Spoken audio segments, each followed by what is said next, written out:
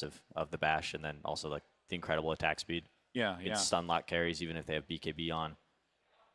So if we shift a little bit away from the carry role, I want to talk about position 4, the roaming support that has continued to be a theme that has emerged again and again. It's less about some of the all-stars in the lane. It's so much about those position 4s in the early and mid game. How do you think these two teams will square up? So we have Baboka on one side. He's far more well-known than the other player, Victoria. So I'll talk more about Victoria. Victoria plays Kunkka a lot, like way more than any other position 4 that we've seen. As you mentioned, it's probably going to be first phase ban or first pick. He also plays Tusk a lot, and they have the option of Wisp. Wisp is not a hero that's been really popular this tournament. It's just always banned versus Liquid, and then everyone else, we just haven't seen it too much. So we could actually see it popped up a little bit, but not as active as Baboka. He's way more of a defensive support. He just sits behind his cores a lot more. In Baboka, he runs around the map and pressures the opponent's cores.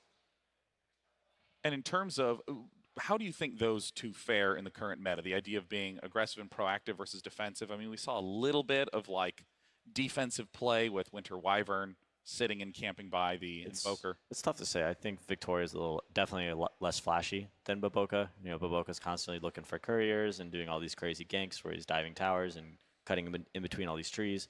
Whereas Victoria will like play like that safe defensive, almost like Kunkka and Tusk, and be there ready to back up his cores and counter initiate. It just feels that you like really need someone to at least like go around and get info. Because if you actually like sit 3 people in the like safe lane, both your mid and off lane is gonna be super scared of ganks, and they're probably gonna die a couple times. If they're gonna pick this Kunkka as a support, I would hope that they would have some aggressive cores that could initiate fights. You know, on 11, but also on maybe on maybe. So we've talked a little bit about some of the players and their play styles. I want to move to some of the specific heroes and hero combinations and strategies that you think are the big, high-impact things to watch for. We've been seeing things like Night Stalker Bat Rider. We've been seeing Ancient Apparition Faceless Void. We've been seeing Slardar Darkseer out of Team Liquid. I mean, what are some of the big highlight combos for you before the match gets underway? Haven't these teams picked a lot of different heroes except for, is it Maybe who played the... that was Super, right? But I think they're gonna pick... I think it's very hard to say like what they're gonna pick before the game. It's just like Magnus with a melee carry that LGD has been picking a lot. But other than that, like Burning has been playing a lot of different carries, and yeah, Baboka, like Monkey King, and these other heroes. So it's very hard to say, I think. Regardless of what the picks are, I think this will be a very high-skill game. Being China versus China, and then being familiar with each other, probably practice against each other before they came to this event. It's going to be a battle of the mind games because they're going to know each other incredibly well. Game 1 is going to start right now. It's Invictus Gaming versus LGD for a spot in the top 4. Invictus Gaming versus LGD. Game 1. Very curious to see how the draft is going to pan out because of how interesting the meta has been in terms of developing over the course of this event. We see the Kunkka Night Stalker ban out of Invictus. We see the Nyx Lich ban out of LGD. Relatively common bans. Perhaps the Kunkka is the one that is the most specific, trying to deny that to Victoria. And right away, the Earth Spirit. Do you guys think we're going to see Magnus from LGD here? Be better. I'm not sure. I was thinking about that they might not want to pick it against IG for some reason. And IG isn't banning it either, so obviously they aren't afraid of it, even though it's one of the heroes that LGD has been the most successful with. Earth Spirit's a pretty anti-melee hero, so almost a little bit of preparation for that. I mean, Baboka plays a fantastic Earth Spirit the other day. We saw him kind of like dominate that game where up against somebody's offlane puck, forget who. In that sense, they might just want to prepare for it, as we say, that they pick Earth Spirit, that they don't really commit for like anything. So if they actually see the Magnus pick here, they can counter it with their second pick here. Why do you say the Earth Spirit is a good counter to melee heroes? Well, his spells, like the proximity and with the way his spells work, you know, his Magnetize works on targets that are around his rocks, and then his boulder kick hits everything that goes through a line. So the closer you are, I guess the higher percentage you're going to get hit by it. It's a reliability factor. Just on like the cone of it, I guess. Like the farther you are away from Earth Spirit, the harder it is for him to hit the rock on you. But if you have like Magnus and 2 other melee heroes, it's very likely that he's going to be getting a lot of 2 to 3 man stuns and silences. And he also has the silence, yeah. So he actually has 2 ways to to stop the Magnus from coming into the fight and using his ultimate. Magnus pick right away from LGD. Well, not right away. They actually wasted, well, not wasted. They used like 40 to 50 seconds of their reserve time on their very first pick of their very first 2 picks of the game. That was a very fast DP pick, so it just seems like IG, as you said, like they prepared for the Magnus pick, so... Lots of silence. And LGD seems very confident in it as well. They just picked Magnus right away, so... Up against 2 heroes with silence, do you think you go for some sort of hero that builds a BKB? Maybe you could do something that goes Yules? On the Magnus? Just for the rest of their heroes that are incoming. Like they need some way to address the silence, right? Yeah. Ideally not BKB heroes. You don't think so? Why is that? I like Manta a lot more. I don't know, BKB, Manta. man fighting versus Death Prophet, just not my favorite thing. Yeah. I would say as a core. I prefer just to kite the Death Prophet ultimate, which you don't really want to do with the BKB. Yeah, Manta heroes could be cool. We still have Juggernaut and Lifestealer both in the pool. People really like those heroes up against Earth Spirit to remove Magnetize. Also, Healing Ward is very, very good up against Earth Spirit's ultimate. And they banned the Oracle, LGD did, because if you ulti the Death Prophet and she uses her Siphon Spirits, if that's the name of it, then she's gonna get a lot of health. And you really want to burst down Prophet if you want to go for her when she pops her ultimate. Yeah, we've seen a decent amount of Oracle up against AA. AA having that finishing ultimate when heroes get below 10% HP. But they banned Oracle, and then immediately following that, IG decided to ban AA, just to be careful of whatever might come ahead. 10 seconds. I bring up the fact that Earth Spirit and Death Prophet both have strong silences. There's some intuitive type things like, oh, if they have low armor, we're going to get a lot of physical damage. These types of things. Or if we have strong magic resist, that's good against a large nuke-based team. Certainly. But silence can work on any target. So what are some of the main reasons that you want to get silence on a team? Well, I mean, for the obvious reasons of them not being able to cast spells, but it works really well against heroes that don't want to build BKB, just because, if they have to spend 4,000 gold on an item in order to do anything in team fights, that's that's a win for you. That's 4,000 gold they're not putting into damage. And it's like a very late build up for Magnus to build it, because he usually wants to get the dagger and then either like Force or Shadowblade before he actually gets the BKB. So it's going to be a very late BKB for the Magnus, and in that sense the silence is going to be very useful for a long period of the game. We see that Sven ban. Death Prophet also, her ultimate is entirely physical, so any positive armor buffs on LGD is going to reduce how much damage and effectiveness she has in team fights. Surprised we haven't seen Shaker. I think XSS could easily play it. I think it's pretty good versus Tusk and pretty decent versus the Magnus, and very good at protecting the Death Prophet. Yao's picked up one of his most common supports, Shadow Shaman, as the position 5. Nothing too surprising there. Yeah, Shaker's good against the Shadow Shaman as well, to shackle from long distance. And then looking at Ame's hero, he's been playing a lot of Troll. Troll seems okay here. They got the Magnus, so yeah. Playable. I prefer, like, if people are going to pick Troll, I'd really prefer them to wait until they see what kind of core matchup they're in. I think their hero has some pretty big flaws. Let's see.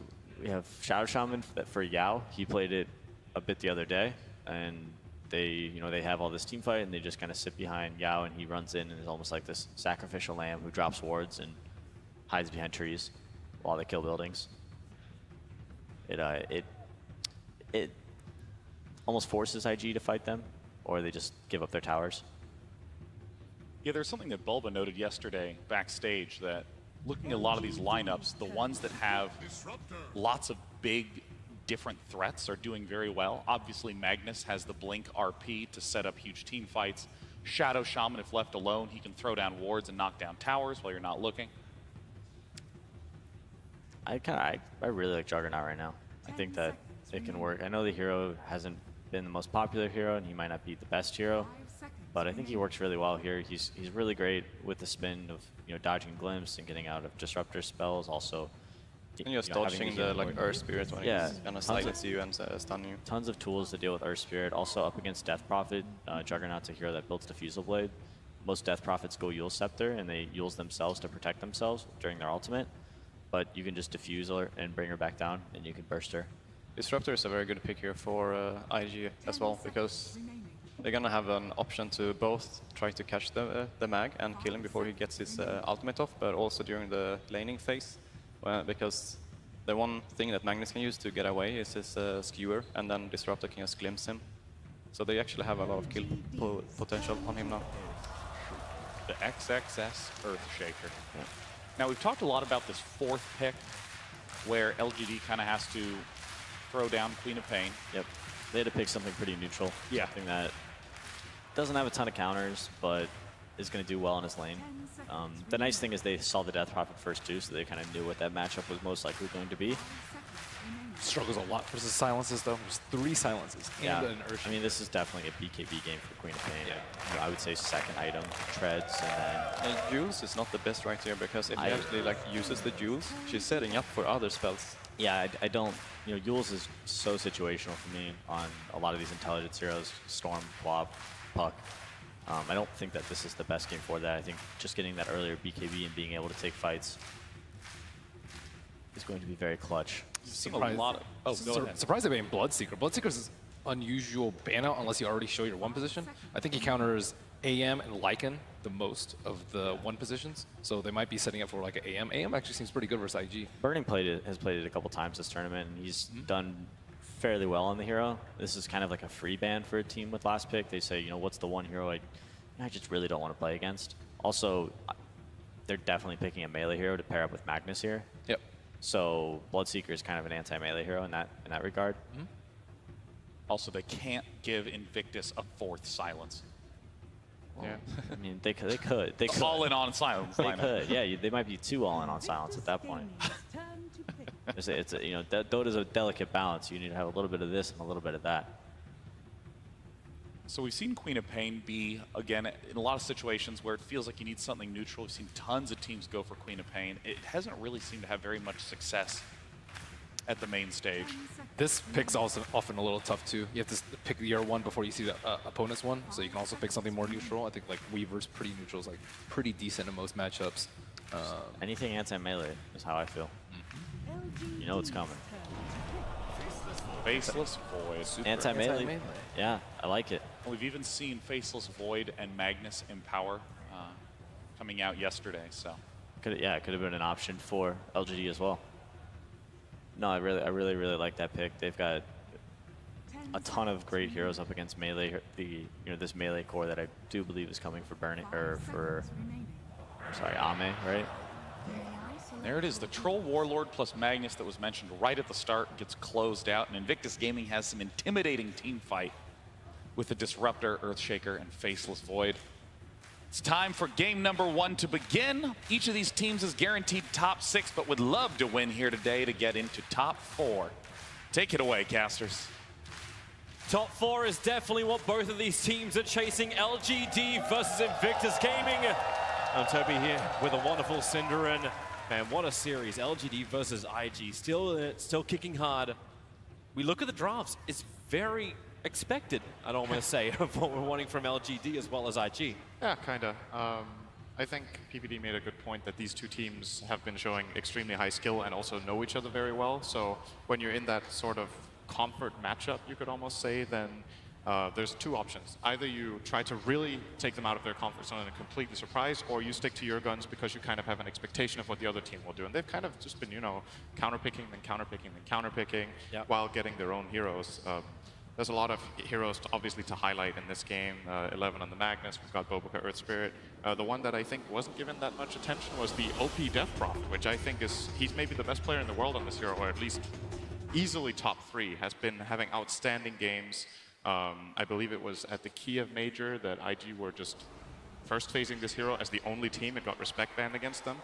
So certainly a lot of comfort picks for both teams.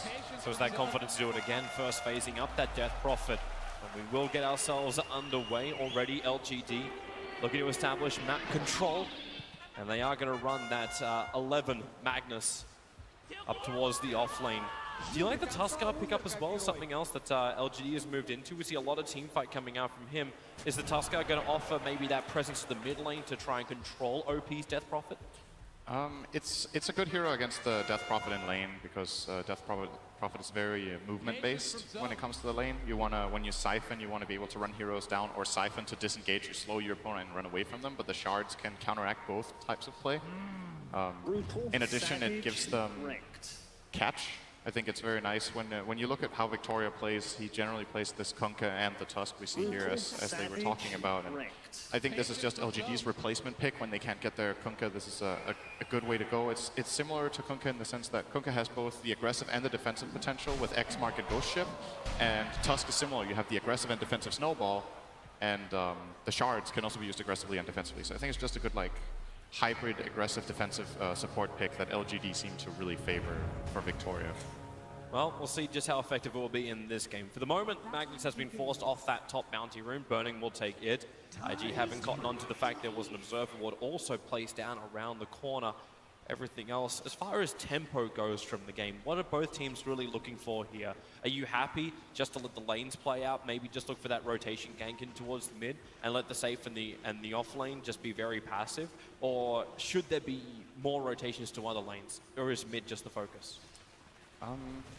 It's a bit hard to say. The Queen of Pain is not the easiest target to gank for the Earth Spirit, and similarly, actually, we're going to have action right away. OP. Yeah, he's actually letting the Spirit Siphon go pretty early on. Victoria comes in with a shard, pushing OP down. Somnus getting a lot of damage into OP. He's already going to just munch on the Tango. Happy tree. Bobica not really having an influence until that point, but now it's the supports who have to create space for their mids. Yeah, this is every mid game at TI. It seems like. The only thing we're missing is the Nyx Assassin Mana Burn, Yep, and that's it's literally the classic mid. That is true. No Mana Burn this time around. Did get first phase banned together with the Night Stalker, so Nyx still banned. No, that was, I think, the 100th ban on Nyx and the 99th on Night Stalker. When you see so many bans on that type of heroes, it really tells something about the style of play that the teams favor. I was waiting for you to say it's going to tell about the patch log, which comes out shortly after TI. More than likely going to have an influence on that.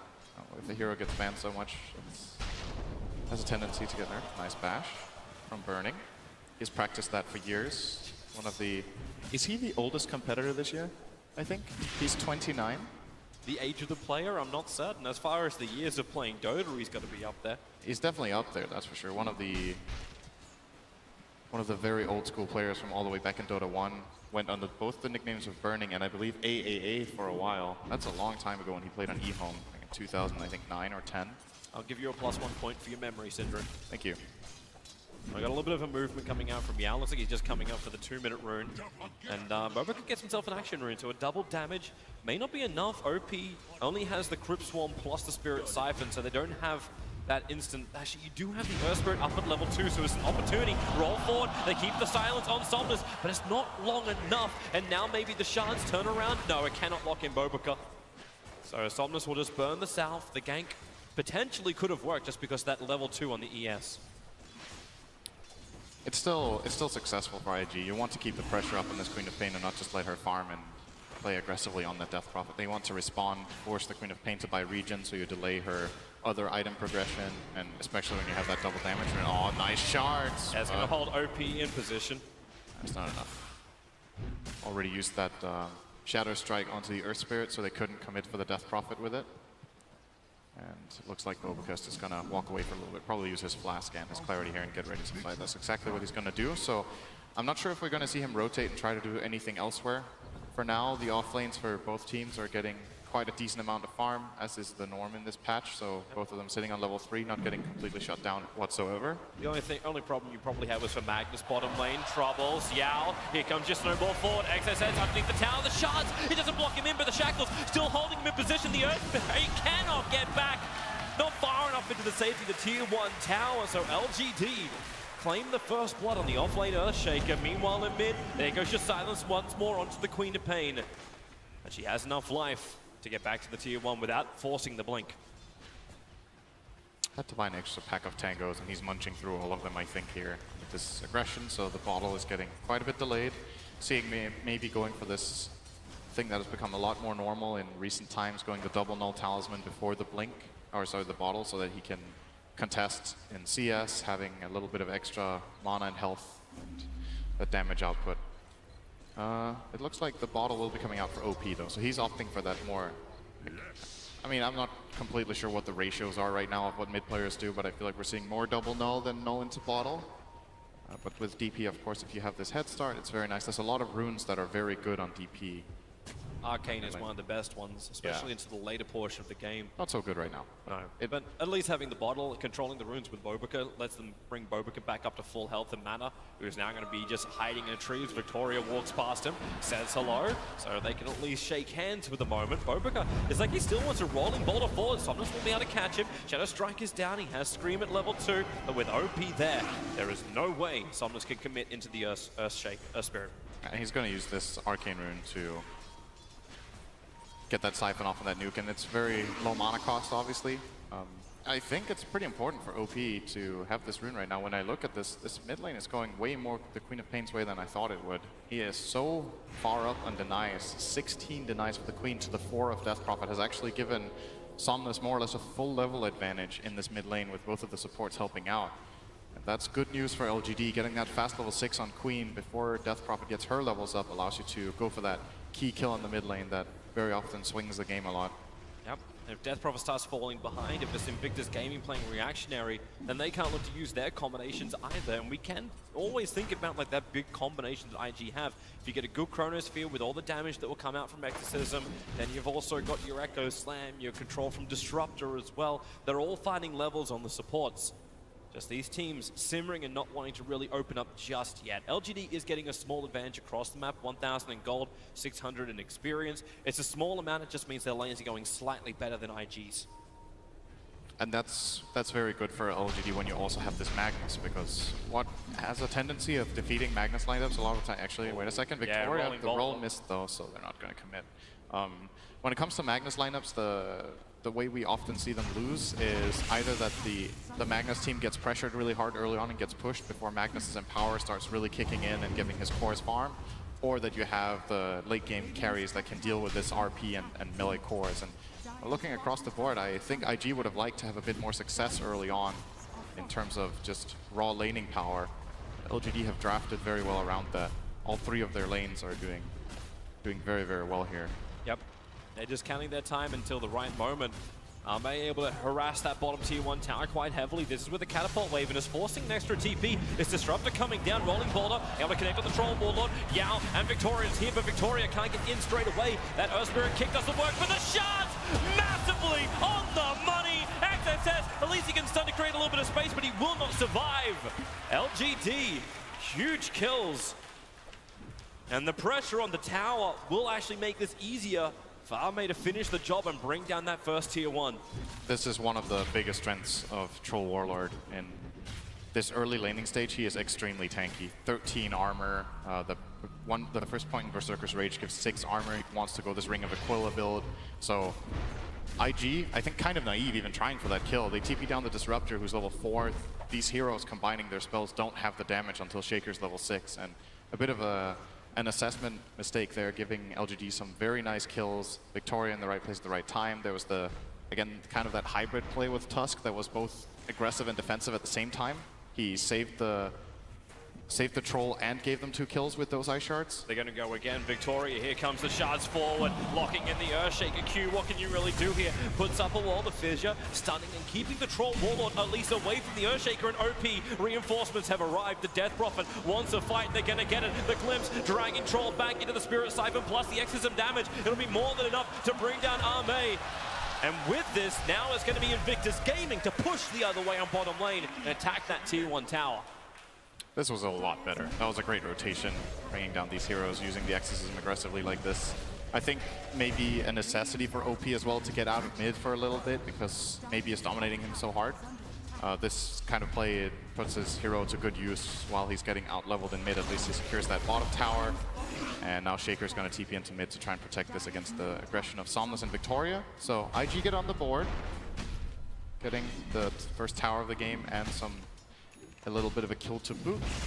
They do, but LGD are looking for a rebuttal. So they send Arme up to the top lane to attack into the tier 1 tower. As you said, that mid lane was taking considerable amounts of damage. Invictus Gaming do hold it back for the moment. But IG's teamfight's going to get better. You have Chronosphere up for burning. You have the phase boots, at least for the movement speed of OP. When it comes to those teamfights, very critical for him to be in the right place. Bobrica, maybe not the greatest thing for him. Like, he's probably the weakest point of IG at the moment. Only now going to hit level 4, soaking up the experience in the mid. This is something we see from Earth Spirits in quite a few games. It's a bit uncharacteristic for Bobrica because he has this like X factor on the hero, just a tendency to find these early kills. But in this game, I think he's a bit lineup limited in what he can do. There is no good lane to gank for him. Killing Troll with this hero is almost impossible. Killing Queen of Pain is very difficult when your mid laner is a Death Prophet. And in the top lane, maybe they could have found a pick on this Magnus if they combined their spells very nicely, but it's not the easiest either. So he's going to be a little bit slow here. This does happen sometimes to Earth Spirit. The main thing is finding level 6. Then even if your early game is slow, you can get that one great team fight with Magnetize, and then all of a sudden your hero looks like it never had a bad early game.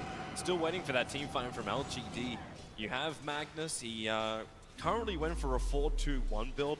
So just focused on heavy farming for the moment, does have the arcane boots, needs that last critical item for the team fight, which is the Blink Dagger. And IG is a very non-invasive from both sides. They're not contesting any parts of the jungle for either side. It's pretty much everyone's got this almost ceasefire agreement. You're allowed to farm, and then we'll take a tier 1. Okay, then you take our tier 1 tower. Straight trade-off, we understand the rhythm of the game. But someone's going to change the beat. And LGD, under this smoke gank, maybe they can do exactly that.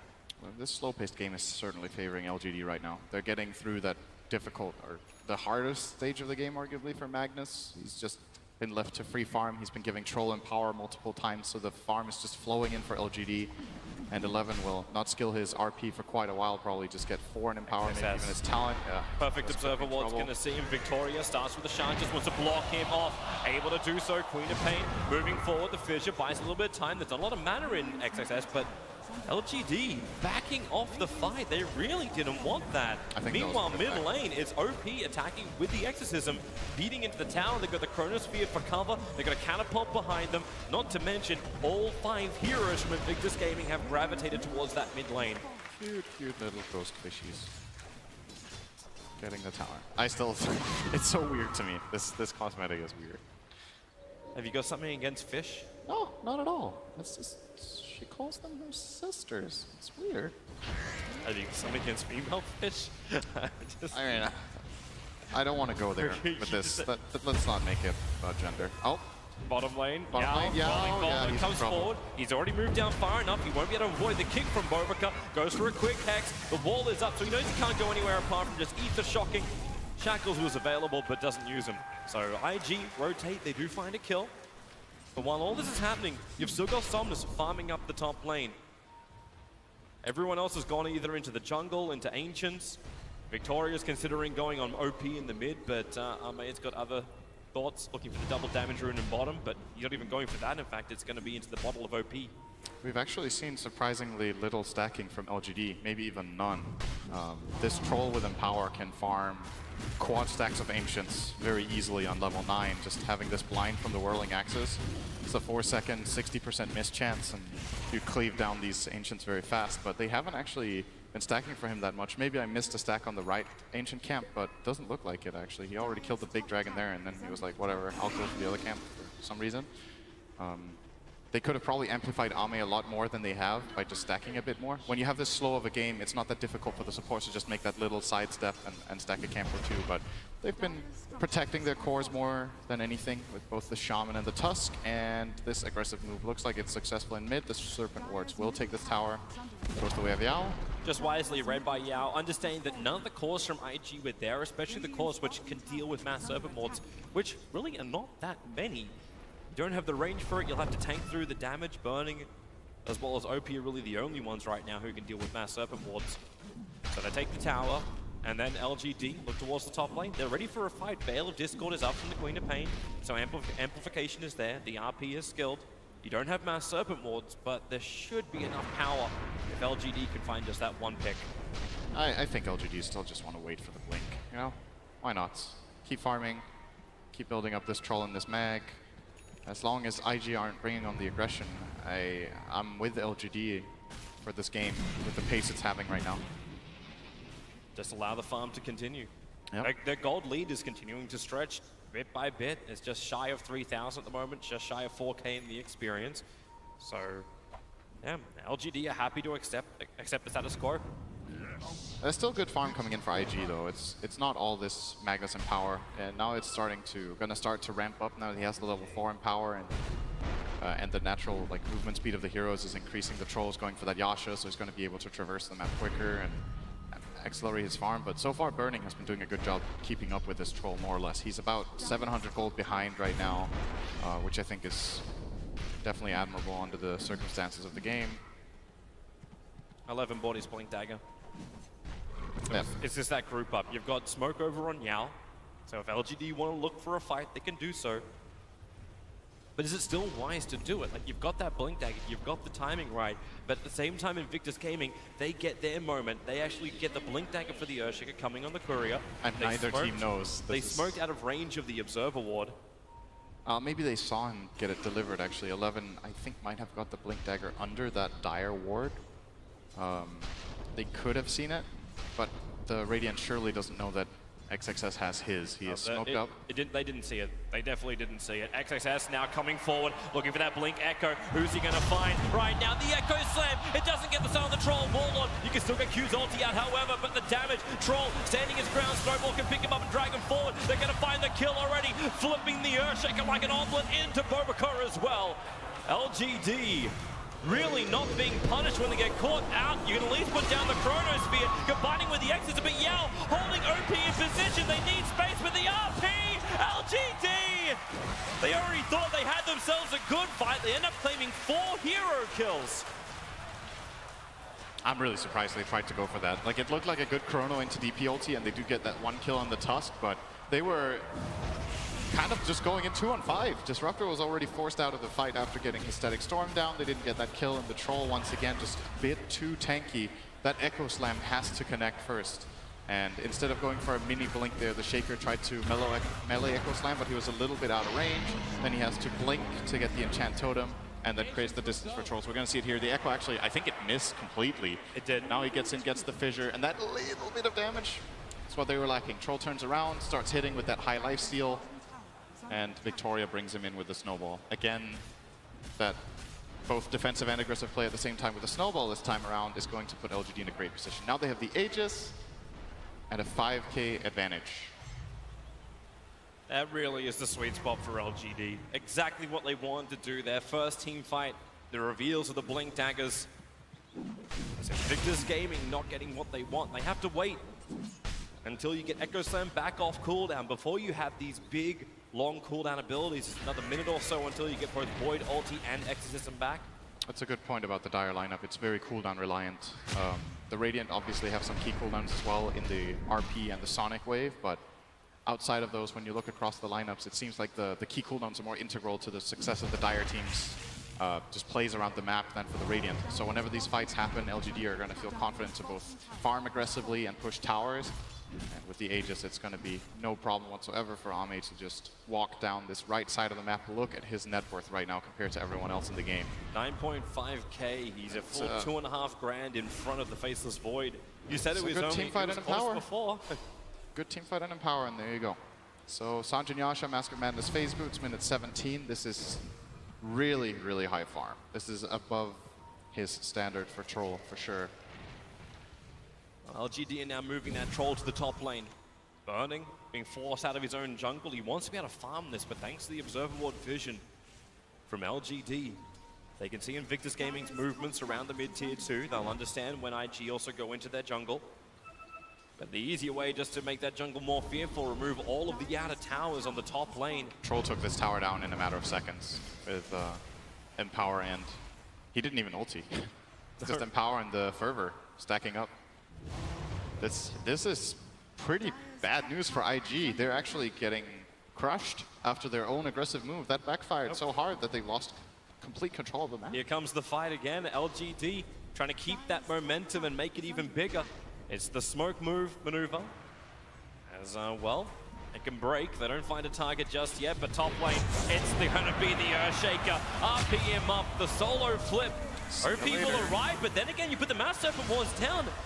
And Yao even caught the Earth Spirit. Bobaka wanting to come and help. The Glimpse, he's just trying to get some space here. Cupid gets his TP, but it won't happen. Invictus Gaming are dropping like flies. And LGD, they can do no wrong. This is an absolute beatdown right now. This tier 2 tower is gone as well, and all of these IG teamfight abilities that you look at and you're like, this is a great teamfight lineup. It's just not happening.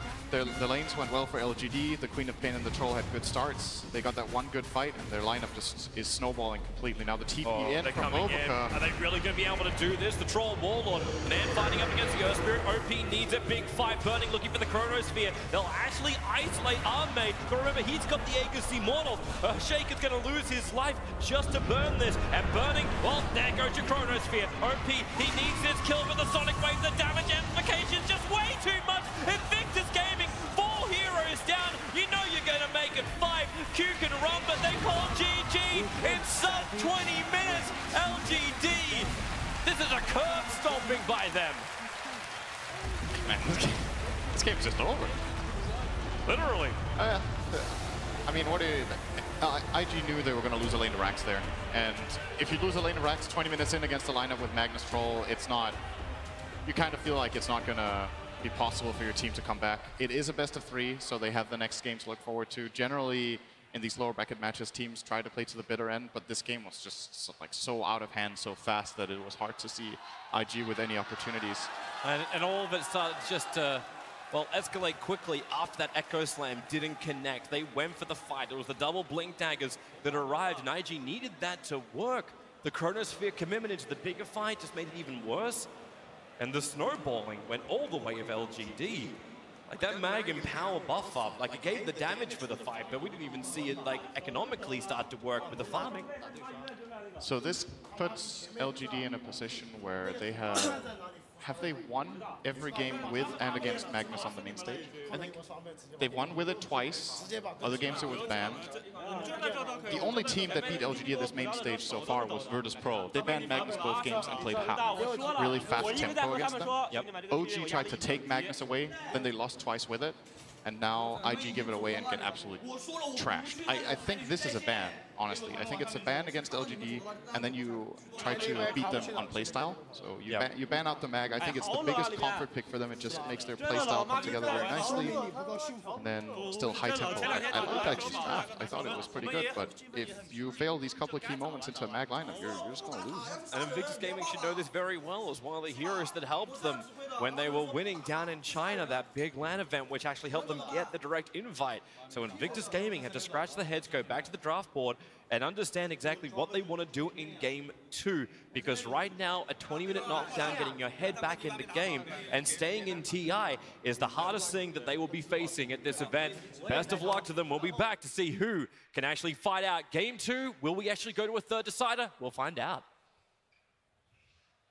Possibly the most one-sided game we have had on the main stage yet. Everything went wrong. And I mean, given that it was so short, it was less than 20 minutes by a hair. I mean, it was actually one thing that went good for them. They were very aggressive. There were actually 5 heroes down at 8 minutes and got a couple of kills and got the tower. And at that point, it just looked good for IG. But after that, they just couldn't manage to do anything at all. I think they had to hit a lot earlier versus the Magnus and the Troll. Like, you can't let them get level 4 in power and just start farming Ancients. That happened very early on in the game. There was like 5 kills maybe in 15 minutes, and then things started heating up a little bit more. But I think they waited for the Earthshaker blink, and then after that they started making moves, whereas I think it needs to happen way earlier. Especially when he actually missed the blink echo, right? So they didn't manage to get the kill on Troll, and they might have won the team fight a lot easier if they actually made it. But getting some flashbacks to TI4. Just China versus China teams finishing before 20 minutes. IG were not looking happy. Yeah, it was a rough game. Backstage. I don't know, maybe their lineup was just too slow, or they just misexecuted in team fights. I don't know. Like LGD with the roster on Yao, I think he's playing fantastic. Just collecting tower kills left and right. Yeah, and so many clutch shackles to lock down Death Prophet. And you know, Kevin, I want you to run us through that last fight that just happened. I mean, that was a very decisive fight. Yeah, it really was. It was a pretty big advantage that LGD was working with at this point in the game. The Troll Warlord was way ahead, likely because of Magnus and because the laning stage was going well. And it definitely seemed, especially after the game ended, that IG was a little bit stressed out about how their game was going, much like I am because I ran IG on my fantasy today. The big errors that were made mostly were that you could just see small nuance mistakes, like Burning, for example, jumping to the left and possibly try to catch a Chronosphere, but LGD is retreating. OP uses a Spirit Siphon here. You can barely make out the outline towards Amy, but instantly runs and breaks it by running to the southwest, which means that he has to recast it again, and that in that time period, Troll Warlord's not taking as much damage. So it's like LGD is basically just completely outplaying them. Burning uses a Chronosphere at least like a second early, and that's a lot of disable duration that you're losing because he uses that early. Less Spirit Siphons, all of these things really add up, and it just makes a losing game even more one-sided. I mean, Burning wound up being the only character in the entire game, the only player in the entire game to get any kills at all. I mean, Disruptor was having a rough time. Yeah. Earth Spirit was having a rough time. It was tough all over. And it seemed that they were like that they didn't have enough damage. They used the Chrono. They tried to kill someone, and he just like runs away. They only have the like Static Storm from Disruptor to deal some damage, and then the Death Prophet ultimate. But apart from that, the Earth Spirit is not doing much of damage because it's such a low level, and the Shaker is, I don't know, he was dead or something. So do you think there was a drafting thing, or do you just think IG was just outplayed here? I think it's a little bit of both, because usually when you use your Chronosphere, you really want to kill someone and burst them off like straight away. But they didn't have a lot of burst. None of the fights actually went that way for them. So Troll's also really, really tanky, and if he gets his Whirling Axis off, like as Void jumps in, which I think is decently. Which he actually got off before the Chronosphere. I didn't know that like was possible. The Chronosphere is on like top of him, and still he gets it off. But I guess that's how it works. I mean, there were a few big key misses. I mean, already mentioned the completely whiffed Echo Slam. Also mentioned the Chronosphere that came down a full second early. I mean, you heard commentators say they actually kind of liked IG's draft. It has a lot of huge team fight potential, but I didn't mind it. I thought it was. I think it was pretty good, geared up against the idea of playing against melee heroes in that Magnus lineup. Maybe picking the Queen of Pain and having more of a balance. Not just totally dependent on melee heroes was a good idea from LGD. Well, I want to get a little insight from the man himself, Jack, who's over in his own corner. Hello, Jack. Way off, far away on your own island. How's it going, guys? Exciting first game, but well, for today's segment, what I wanted to focus on was last night we saw in the All-Star game, there was a Chinese player on each team, and maybe it wasn't the easiest to communicate. So obviously Dota, the international, is a ground for many different cultures and languages to play with each other. So I'm going to give a brief primer on how to communicate maybe with the Chinese players in your game, if the chat wheel isn't enough. So It's real simple. There's 4 numbers. And we can start with 2. So 2 in Chinese. If you find something to be foolish, or either an idea or a player or something like that to be foolish, you can say 2. 3, which is sun, means kind of basically scatter to the winds and just run. Like for StarCraft 2, it would have been like splitting your Marines away from the bank. Everyone just get out. So that's 3. If you want everyone to back and retreat. 5 means basically smoke. So whether you want your team to smoke or you want the other team to smoke, you say 5, because "oo" is the word for like kind of smoke or fog in Chinese. And then finally, 6 is reserved for if you think that a really good play just happened. Well played. 6 is like their way of saying, like awesome, that was a great play. So if you need to communicate with your Chinese teammate, that's a quick way to do it. What does it mean like when they type ... Because every time that I go to China and I write "ni hao" when I'm like playing in the pub, they just go ... all of them. Well, they're probably just thinking, they're not sure how to respond. Isn't it usually just the 1 dot, or do you get multiple dots? I think it's like 2 dots. Because I've really taken to the 1 dot. I think it speaks, it says more. They're like, who are you? What are you doing here? For me, it's like this dull thing where it's just like, ugh, like, you know what I mean? Just like, what are you doing? And you just give them a dot. It lets you know that you're aware of them, but you have nothing to say. Yes, you acknowledge their existence, but you really don't want to speak to them. Yeah, message received. Yeah, that's basically me in all my pub games. I'm a big fan of the dot. I'm going to use those, though, like 2 and 5. It's going to be great. Now, I mean, are these like commonly, are these more like jokey phrases that are used just for fun in pub matches, or do like actual teams like, spam 3 when they're... I'm not sure if the teams would. I mean, they can talk to each other. Well, I guess they have comms, yeah. But yeah, 3, 5, and 6 are pretty common. 2, maybe not so much. Well, there's other like bonus ones too. Like 7, it stands for basically for Mikasa, because he used God of War 7. That's his old name. So whenever Mikasa's in the game, everyone will all chat 777, or you see it on stream. So. Do you have any insight as to why Baboka loves the chat wheel more than any other player at this tournament? For the same reason that any player does. It's just entertaining or fun to hear stuff. He just takes it to another level, though. Languages. Yeah. Jack, I do want to get a little bit of your thoughts on that last match. We've seen so many extremely close matches between Chinese teams, but this one was extremely one-sided. What do you think happened for Invictus? I think the game plan coming into the series, so like LGD has Magnus, we saw, I think, OG take that away from them. They have like a Magnus lineup they run very frequently and very well. They can pair it with a number of different cores, sub-team fights. For IG, they've tended in recent months more towards this kind of team fight composition. You'll see Disruptor paired with Earth Spear or some kind of combo a lot. And so it comes down to whether they can come online. In lanes, I would say that OP has less of a hero pool than his opponent maybe, so that will also determine, like, if they don't have a good early start for their mid, if they can't take towers and control the tempo, then it's a problem for them coming into the mid to late game. So I think those are the key themes to watch for these two teams going up. And in terms of just mental recovery, exiting in a 20-minute game is really brutal, especially when there were some super pointed, clear mistakes. Do you think Invictus is the team capable of recovering, or do you think there's way too much momentum in LGD's favor right now? I think that's something that they've actually struggled with from time to time. I've heard that they tilt maybe more easily than some other teams. Really? It's a bit difficult for them recovering, and you saw that kind of in the post-game shot as well. So they need to be able to adjust and put it behind them. Who's the problem? Not answering that one. Is there anyone who's not the problem? Is there anyone who's like a really calm, well-known player, and then we can sort of intuit from there? Well, Burning's a pretty calm player. Let's put it that. He's been through all of this before, and he's usually, like, able to keep things under control. But I'm not sure if they'll all need to be on the same page for that. Yeah, I mean, if communication starts breaking down and trust starts breaking down among teammates, I can't imagine you'll last on the main stage for long. I feel like the trust here has been a little bit broken. I feel like Jack's had a lot of secrets he's not given to the people. I know. How many letters is in his name, Jack? You're supposed to be the Chinese inside, and you're just not telling us things? Yeah, what about 1 and 4? What happened to those? The 2, 3, 5, 6, 7. What about 1 and 4? They're not used independently unless you want to go with 3, 1, 5, 4 and put it together. But that's a different time and place, different meme. Ancient meme. It's very complex. The Chinese meme game is strong. Yeah, that's amazing. I mean, I got to ask, Jack, do they type question marks whenever there's a misplay? Yes. Yes. That's good. That's that is universal. A universal. Ah, yes, we found the common ground, the classic question mark. Jack, thanks so much for your insight. Thanks. Cheers. And now we return back to Invictus versus LGD. Invictus, I mean, I can't say it enough times. They did not look happy heading back out.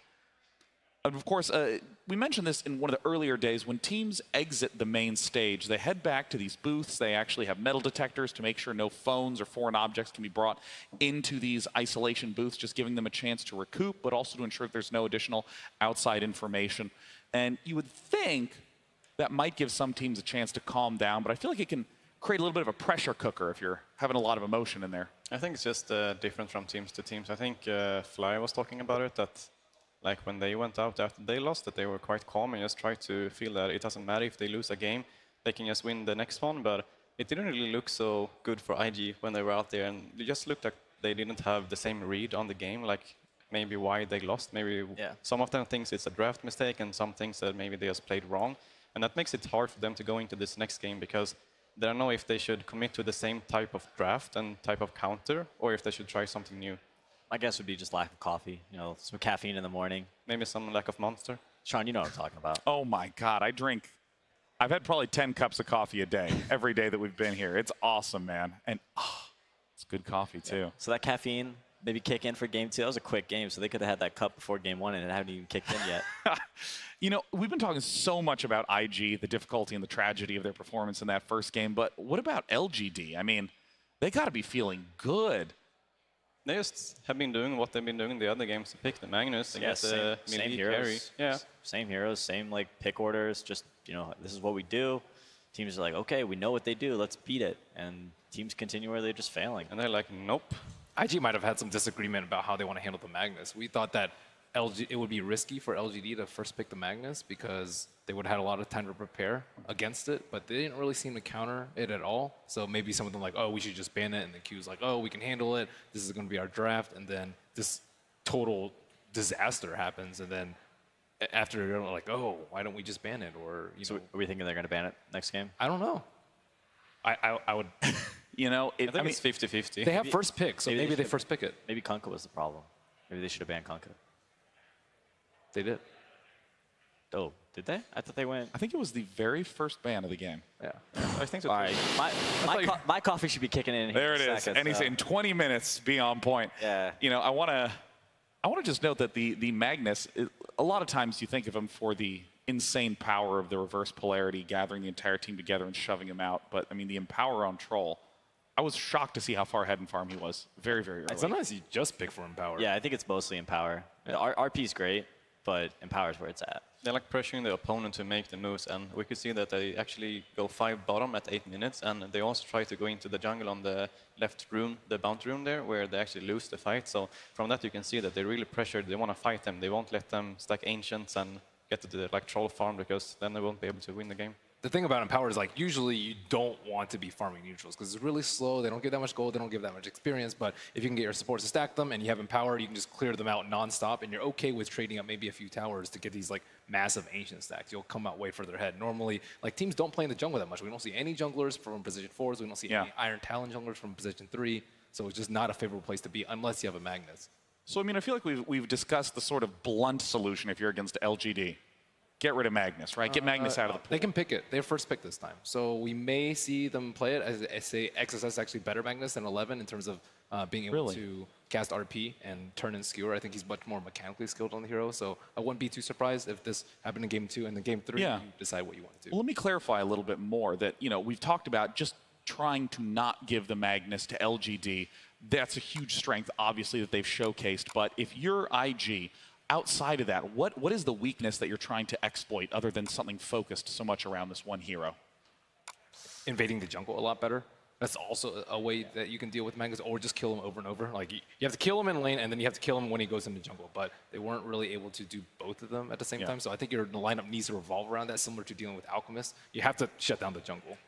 Well, we've just gotten word that the players are back in the booths. The lobby is in, and game 2 is starting. We saw Invictus Gaming fall in 20 minutes. Can they recoup and tie things up, or will LGD be advancing to top 4?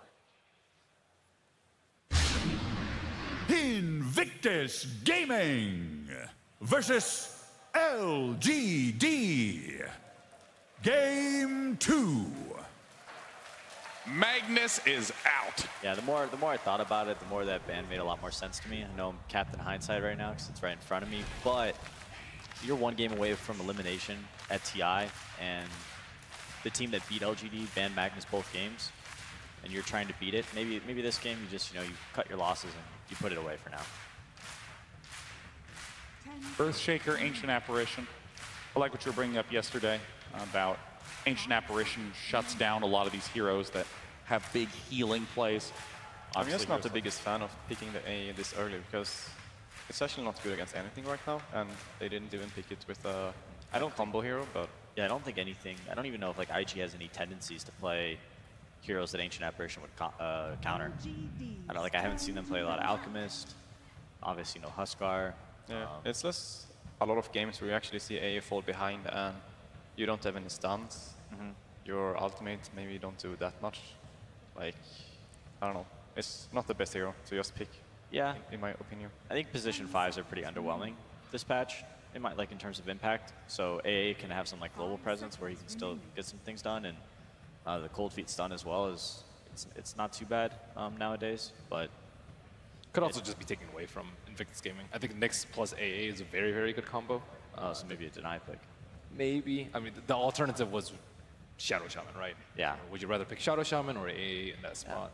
I guess Yao's probably going to be playing AA this game. I'm very excited to see the Nyx Assassin in the pool. I mean, in times of past, Nyx Assassin, very durable off-lane hero, but for the last little bit, I mean, he has just been the king of roaming. We've seen him just shut down any hero in mid. He might be an intelligence hero here. I think most teams play it in 4, but I think IG's one of the few teams that change it up in between 3 and 4. I would be a little concerned about him playing a 3 just because then they have Puck, Nyx as 2 of their cores, and that's a lot of control and not a lot of damage. I think if you're going to be running these 2 heroes as your cores, you're very much relying on burning play in like an incredibly hard carry. And with Earthshaker already picked for LGD, this is one of the most anti-carry heroes in the game because of the amount of lockdown he has through all three of his spells. Maybe it's time for burning anti-mage. Yeah, maybe. I know anti-mage struggles against Earthshaker. He was just like screaming that's in the backstage. Yeah, he's like, we're gonna lose to TI. I'm gonna be playing my anti-mage. Isn't that how they lost last year? I mean, yeah, I think maybe. Well, I don't know. I'm personally a big believer in the idea of doing something that you are more comfortable with, even if it might be slightly theoretically incorrect. It depends on who you're listening to. Are you listening to your carry player or are you listening to your team? And it's not the hero that he's been playing the most lately as well, right? Yeah. It's just more the you don't want to TI3, TI4 era or TI2 as well, where you picked. You just don't want to show up in the booth and have it or show up to your game and have a player who's totally lost himself in the team and he's like, okay, just give me this hero and we can win. And then it's like, oh, like, hey, this isn't really what we practice. This isn't how we run. Stick with the plan. It got us this far. Let's just keep going. There's a difference between a comfort pick and a panic pick. Yeah, no, and it's a very gray because sometimes you're comfortable with a bad decision. Yeah. You think we have any tells with the Razor ban? I think that's the most unusual one of the just three in the second phase. I mean, either they want to pick something like Nikes, but it's not particularly good against Puck, I guess. Yeah. So Razor, sometimes a mid hero, but he could also be. We've seen a couple times in like the aggro tri-lane, challenging melee carries. He can solo. He can solo like a safe lane up against maybe like a Nyx off lane or Shaker off lane. Yeah, Razor would be quite good against the Shaker, right? Yeah. Make sure that he can't get any more classes than with his. Razor's just he's a very specific hero. In a lot of games he can be incredibly effective. He's up against a lot of melee heroes who can't deal with the static link. But in some games he can be totally useless because there just isn't a great opportunity for him to static link anybody and steal that damage away. A lot of reserve time being burned from IG here on this last ban. They're banning the CK here, the first in the second banning phase, mostly because of the AA, I guess. It's a very good pairing combo. They can go aggro try as well with Chaos Knight AA +1 and be very, very strong. Bristleback also eliminated. What's your read on Bristleback? Bristleback's been doing pretty well at this tournament. I've seen him have a pretty good amount of success. He's a very great frontliner. He allows your team to counter-initiate rather than being forced to initiate, so oftentimes you can get better fights. Isn't it strange here, though? I think banning Bristle versus Nyx is pretty unusual. I think Nyx is seen as one of the pretty decent counters to Bristleback. And that's because of Carapace and Mana Carapace Burn? and Mana Burn. Bristle, I think, struggles a lot versus Mana Burn. Like, you won't see him picked very often versus Invoker. A lot of times we see Bristlebacks just like totally out of mana, whether it's from Mana Burn or Diffusal Blade, or they don't really build a lot of mana items, and they just run around and everybody ignores him. He can only do so much unless he's like super stacked on items, where his like right click is very, very threatening. Also, a lot of reserve time being used for this critical pick 3 from LGD. Yeah, I would imagine. I guess they could take a core, but core is a kind of risky pick. It's they have options still to do Earthshaker as support, but probably some sort of support / offlaner hero here. Both teams seems quite unsure, like what they want to draft, and if you compare to the last game where LED like really know what they want to pick with the Magnus, and IG probably had a plan to counter it. Okay. So this hero, I imagine, is just going to be pairing well with their last two picks.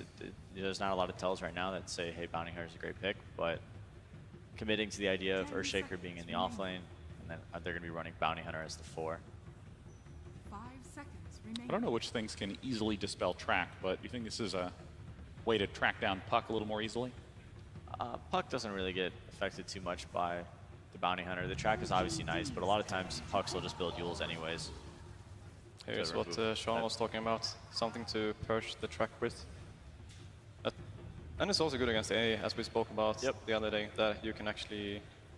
Last game, both these heroes were banned for that exact reason. Yeah. You can save somebody from the Shatter effect. You can also make them immune to magic.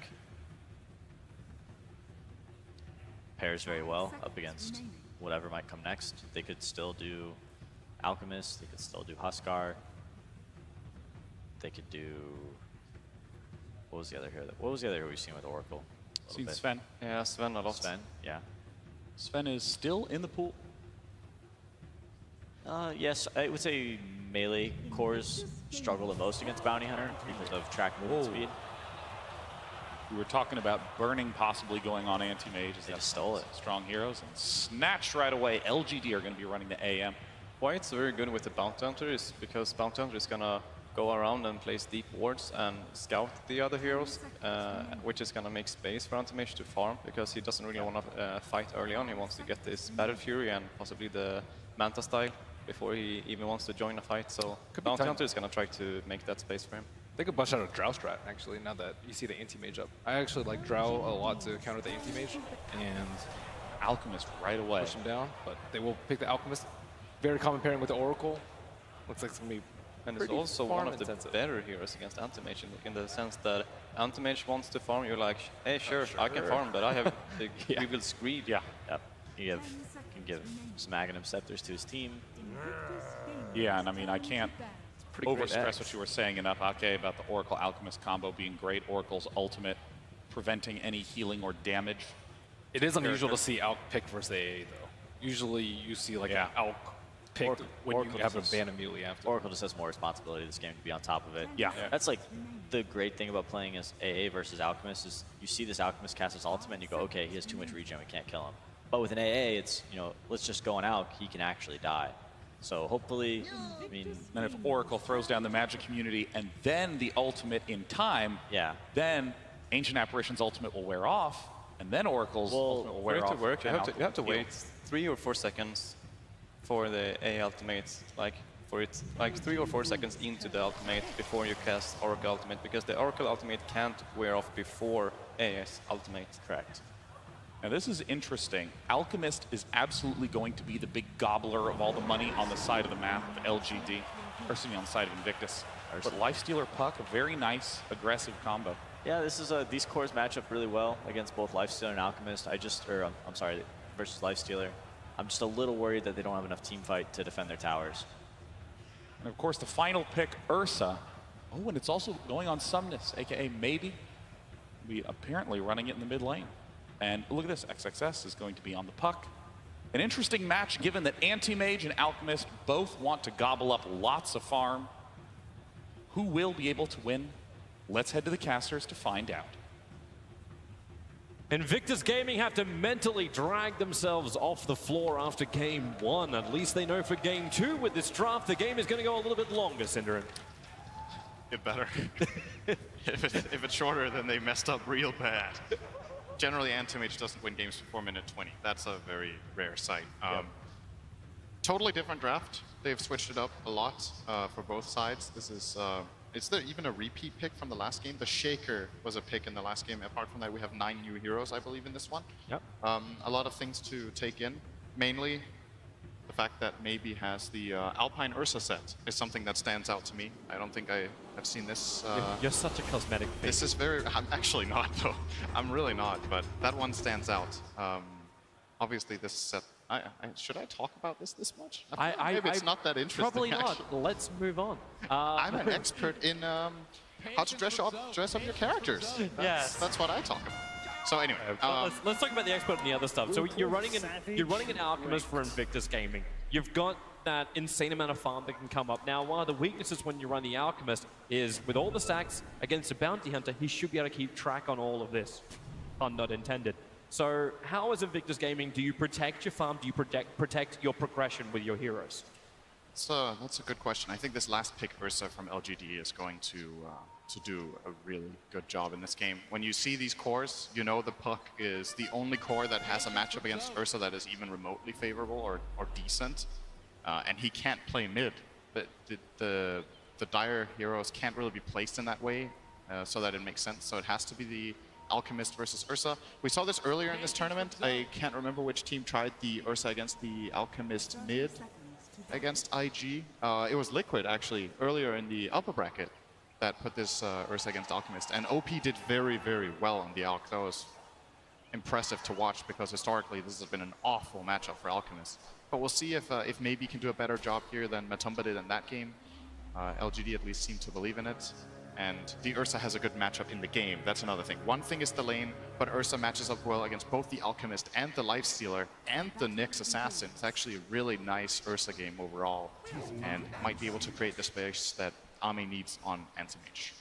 and he will need that. But that's when you look to the other heroes. You look to one of the best controlling heroes on the Invictus Gaming side, which is that Nyx Assassin. He's going to cause problems early on, for at least for us to have any kind of mana to do anything, but I suppose us doesn't really care that much when all you're looking to do is get farm in the lanes with the Fury swipes. So Q just having an influence, and you already see him trying to aggressively attack in towards the Alchemist. This isn't going to be a passive style of play from the Ursa. He wants to do as much damage and keep the Alchemist away from the CS. Notice what OP did with his item build. He started with Boots first on Alchemist. This is something, Boots first in mid is, I'm trying to think of what matchups you do it in, and the only one that comes to mind for me is Razor, that you would get Boots against Razor to outrun the static link in the past, but OP understands this matchup very well. This is all about outranging the Ursa and just not getting hit. Stout Shield is pretty much useless for him in this lane against the Ursa, as he will just be walking and touching a creep here and there, trying to get the kill, and not really draw much damage from the creep, so it doesn't hit Stout so much. Victoria is trying to harass the bottom lane out. Q has rotated down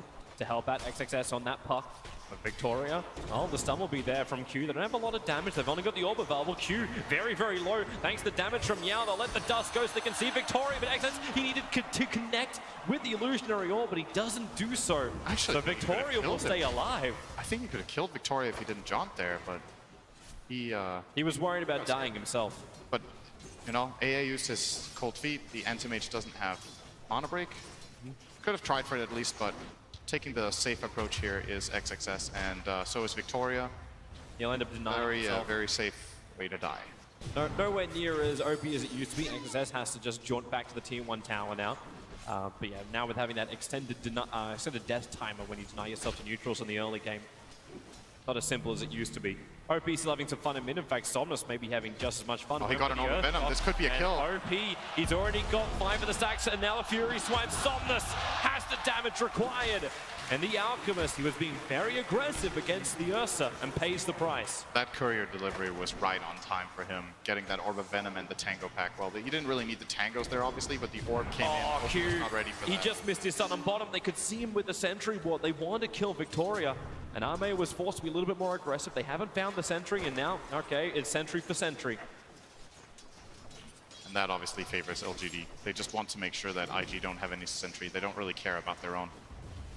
There's no invisible heroes coming down here for quite a while. Q isn't going to be level 6 until like minutes 10 or 11 probably, so doesn't really matter.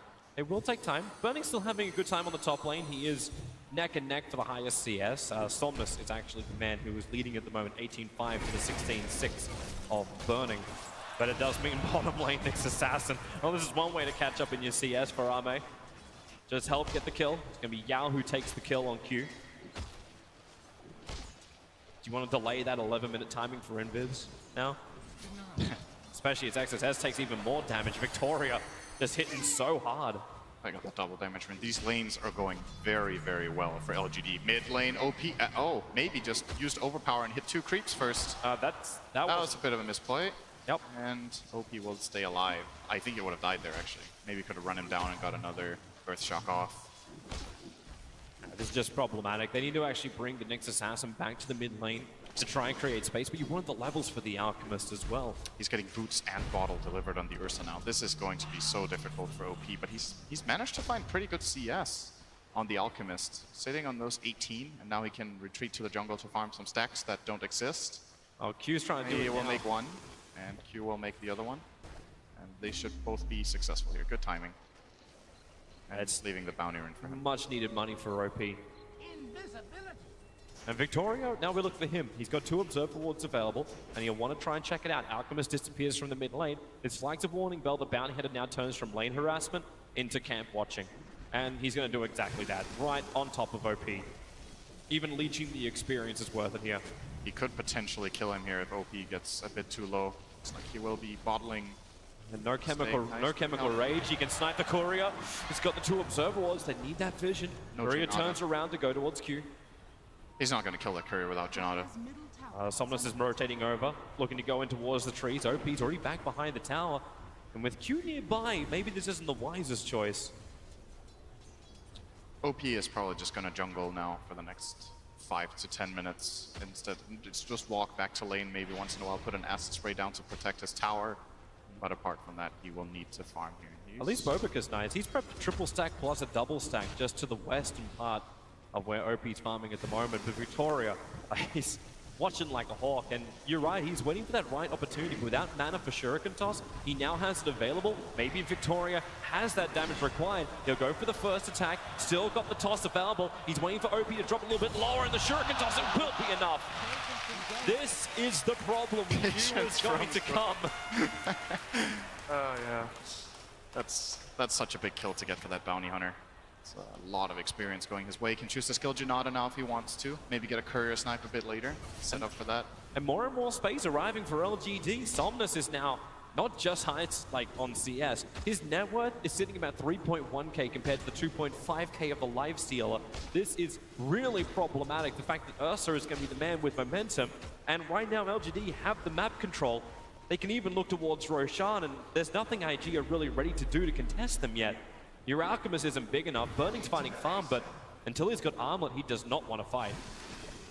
And something we haven't really talked about yet in this game that is really showing is the support duo of IG. They have Bobuka on Aura. Oh, not again. It's coming again. Somnus is on his way in. Phase Boost just came off cooldown. That'll give him the movement speed. Both Janata plus the Orb of Venom. OP prepping his stun. He doesn't see anyone. In fact, he's going to stun himself. Somnus, Phase Boost. Where's the extra attack? It isn't coming.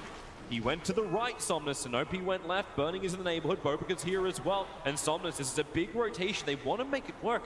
Even 11 has moved up for LGD, but instead, TP back to the mid lane, realize for LGD, this is not on. This is the classic example of an Alchemist game. When one team plays Alchemist, both teams play Alchemist in that game. That's everything so far has been centered around messing with OP. The Bounty Hunter and the Ursa. Sure, the Bounty started bottom a little bit, just to secure that lane because he knew Ursa had a good matchup, but like the whole draft from LGD has been focused around countering this Alchemist with this Ursa last pick, else they definitely wouldn't have chosen that hero.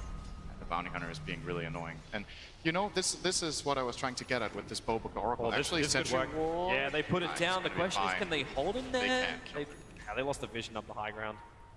This is very... I mean, I think I've seen Bobuka play this hero. Oh, there we go. It's Now this they can make work. They dust onto Victoria. They're going to wait for the first little stun to come in from Bobuka, allowing for the secondary concoction onto Victoria, and they have the damage required. IG really needed something to happen. They need that Bounty Hunter gone so they can shrine up and finally finish these big stacks for OP. Get the money coming his way, even though he's only got 1 point up in Greeble's Greed. He went to 3 points Acid Spray. Yeah, I think his skill build is the correct one. You can't farm jungle with level 1 Acid Spray and 3 in Greed. It takes way too long, and he needed that stun point earlier to try to stay alive, so... Good skill build in this game coming out from OP. But, you know, this is a good move from IG. It's good for them to start getting on the board. When they don't have Bobuka going for these aggressive roaming moves and he's playing more of a defensive support, Q has to step up on that Nyx and get the job done with that dust rotation. This is very uncharacteristic for IG's run in this tournament to pick these heroes for these players. Maybe Q just doesn't play Oracle, because else I would have thought they would play each other's heroes, you know? Yeah, it really does feel like it should be the other way around. Bobuka's looking for the wards at the moment, so he's now on ward duty. But he's put down his own Observer and Sentry, so at least they can see the rotation of Victoria when he comes over the top of the Dire Shrine. But it's not stopping Victoria from like hunting the couriers. He's just like 2 seconds too late to snipe out the donkey. But he's watching OP's progression perfectly. He's getting a lot of experience too. Yeah. Leeching everything. At least the Alchemist is able to get the money. Oh, he got spotted. His invis ran out and he was in the vision of the tower. And he's gonna back off, okay. So he's yielding that bit of experience to OP, realizing he got spotted there. And moving down, Dust is available for Nyx. Nyx got level 6, by the way, minute 9, so... What's wrong about that one? He found some really fast levels. No, he took the mid. When OP's going to go jungle, you want to have somebody at least sit in the mid lane and soak it up, and Q was the logical choice. Yep. So that way, at least, both teams now playing around with that invis roaming hero. I'm interested to see like about this build. So you've gone for the Iron Talon and Treads, and now OP's got straight Radiance picked up. Do you think that's a little too greedy? Did he need something a little bit earlier on to be able to sustain, or is Radiance just that critical for the Alchemist to get? It's difficult to play Armlet against AA. I think that's the reason. If he was against any other hero, he would get Armlet here, but... Oh, he's going to go down once more. Chemical Rage, maybe not. They don't have the damage for this. These Chemical Rage being burned. Oh, this is actually really good for LGD. I'm not sure they realized just how good that was, but they forced the TP over from Q, who has Burning infested inside him, so They wanted to go for an anti-mage kill on bottom with this Nyx, and instead they found nothing. Oh, they passed like ships in the night. Victoria's invis was going to wear off in 3 seconds. So instead, Q, they're coming to the bottom lane. Potentially, they can catch out Yao. He is probably the most exposed, but they need to check the tree line. Q doesn't know it. He's focusing on the hero. Instead is anti-mage, but they are just out of range of that tier 1 tower. Vendetta, it's got another 10 seconds or so left on it. This is so they can wait it out, but now Victoria's also here. Invis is going to wear off, but Q just went to the low ground. They don't see it. Victoria, he took a little bit of splash damage from the infest, and yeah, they pinged it out. They worked out, even without the vision, the burning is down there. This was way too obvious. Like, this IG rotation took so long. They wanted to infest and run bottom, then they TP'd mid, then they had to run from mid to bottom, and all of this time, there's an Oracle laning top. This is such an easy prediction to make for LGD after that TP gets forced mid. With that kind of space, mid lane, the blink is up. Somna's opening up on the OP. Even with Chemical Rage, you cannot survive that kind of damage. Bobica and Nightwish, maybe XSS can get a little bit forward. They've got the Dream Call up, need a little bit more damage, and when he TPs out, the triggering of the Dream Call will find the kill. There is no shrine for IG to burn, but at least they get a big pickup. The largest net worth hero on the field, the Ursa is down. Yeah, this is important for Puck. He had a hard laning stage. This is one of the worst matchups you can have as off-lane Puck, is the safe lane anti-mage. It's very, very annoying to deal with. Your spells can't really harass him out of lane. He wants to get Poor Man's Shield, and he'll just hit you a couple of times. You're out of mana, you can't play your hero. This is the second time I've seen 11 just do that. Like, Burning walks up to him, he knows Burning's going to have too much damage against him. Straight TP out, but continues the farm. And his Blink Dagger is now available, so... 11 minutes, 40 seconds. That's a really good timing. Yep. Everyone's getting farm. You can even look down towards the anti-mage, 2 swords away from having his Battle Fury. Wait, so Burning went armlet? Yeah, he did. Really makes you think. I'm not sure if that's the way to go here. I mean, on Lifestealer, the item is more or less mandatory in most games, but when you're playing against AA, there are alternatives. You don't have to buy this item. You can go for something like a Sanjin Yasha first. You can even take a greedy route with Midas as the first item. We've seen that in the past. Oh, OP. See how this works out. You know, this is just sad for the Alchemist. He can die time and time again. He already bought the Radiance Recipe. That lets you know the mindset of OP, understanding the fact that he does not feel safe at all. But while LGD are coming to try and contest his jungle, in comes the Nyx Assassin with Lifestealer infested up. They want a big kill. And who are they going to find? 11 is probably the easiest target. Ice Blast flying forward. Look for the double stun. It connects onto the Earthshaker at least, allowing OP to back up. Concoction flies out, keeping Victoria out this battle. And the fight split into multiple parts. Somnus has to stand his ground. Enraging up, this is the only way he can survive the amount of damage that Invictus Gaming could have pumped into him before the Dream Call snaps him back to base. Good read from IG to avoid that aggression and get that one Shaker kill. It's like they're using OP jungling as bait now. This is the better way to do it. What is he supposed to do, man?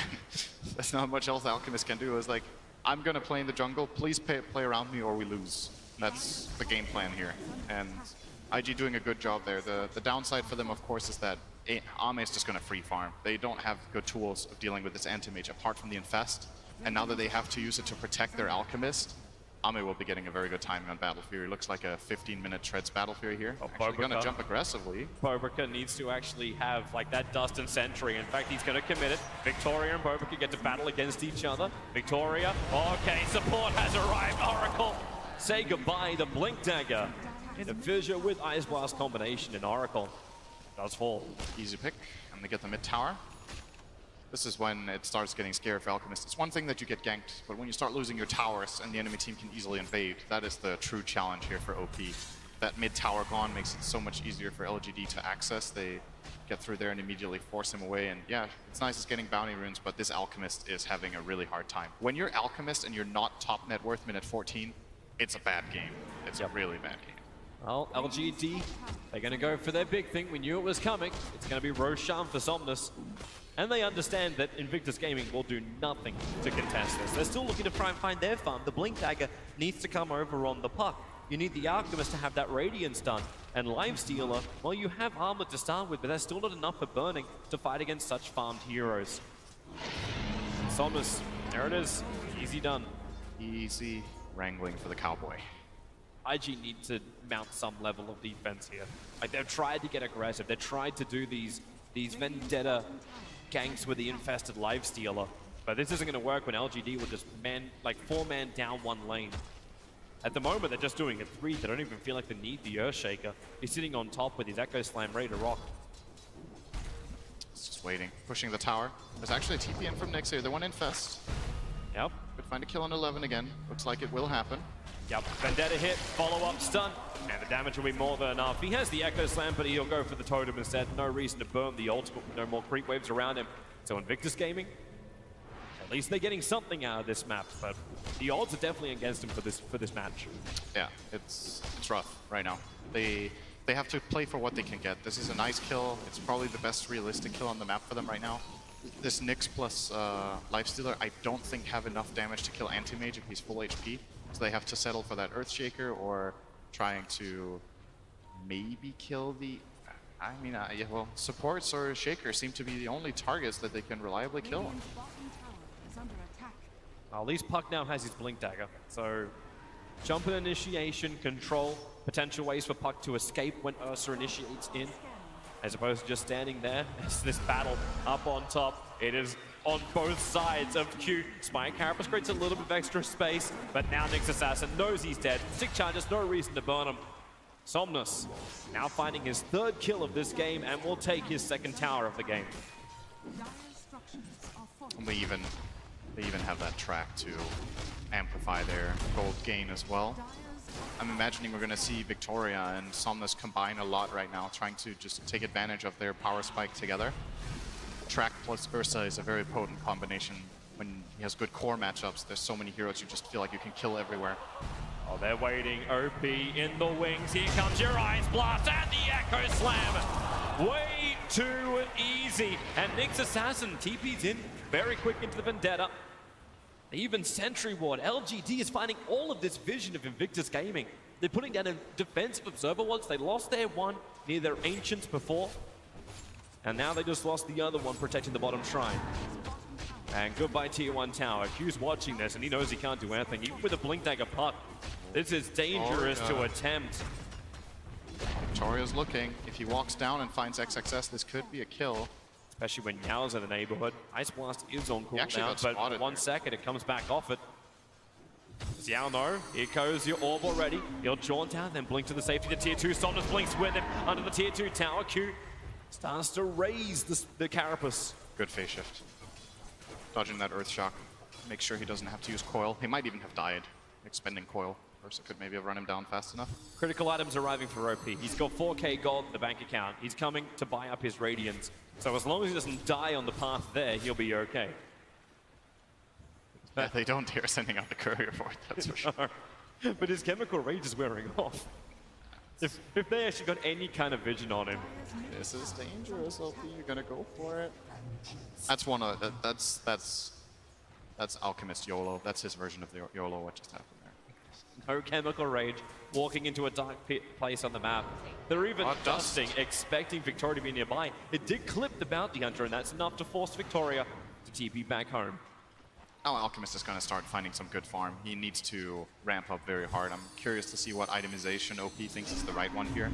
You'd probably want to get some good armor against the Ursa and the Anti-Mage, and even health items are a little bit deceptive when you're playing against AA. You can't take full advantage out of regen, you can't take full advantage out of max health because you can shatter anyway when you get lower. So maybe he thinks something like armor and BKB could be a choice in this game. Gonna see what he starts shift queuing up. Nothing just yet. See Burning trying to remove that armor. He's gonna go for a Desolator pickup after the armlet. So give some good straight up damage. Probably the one weakness you could say of the Ursa when Enrage is down, he's only going to be walking around with that 14 armor points at the moment. Only 14? Only 14. Hey, I'm looking for any weakness you can get. You want to go against the Anti-Mage, you can't open wounds him. Yeah, jumps forward. No, he's not going to pursue that. But it looks like Somnus will not be using the Aegis here. It's going to expire in 10 seconds. Damn, the Shaker's getting farmed too. You gotta worry for IG, man. It's like even if they start getting good farm now, imagine this game that no kills happen in the next 15 minutes.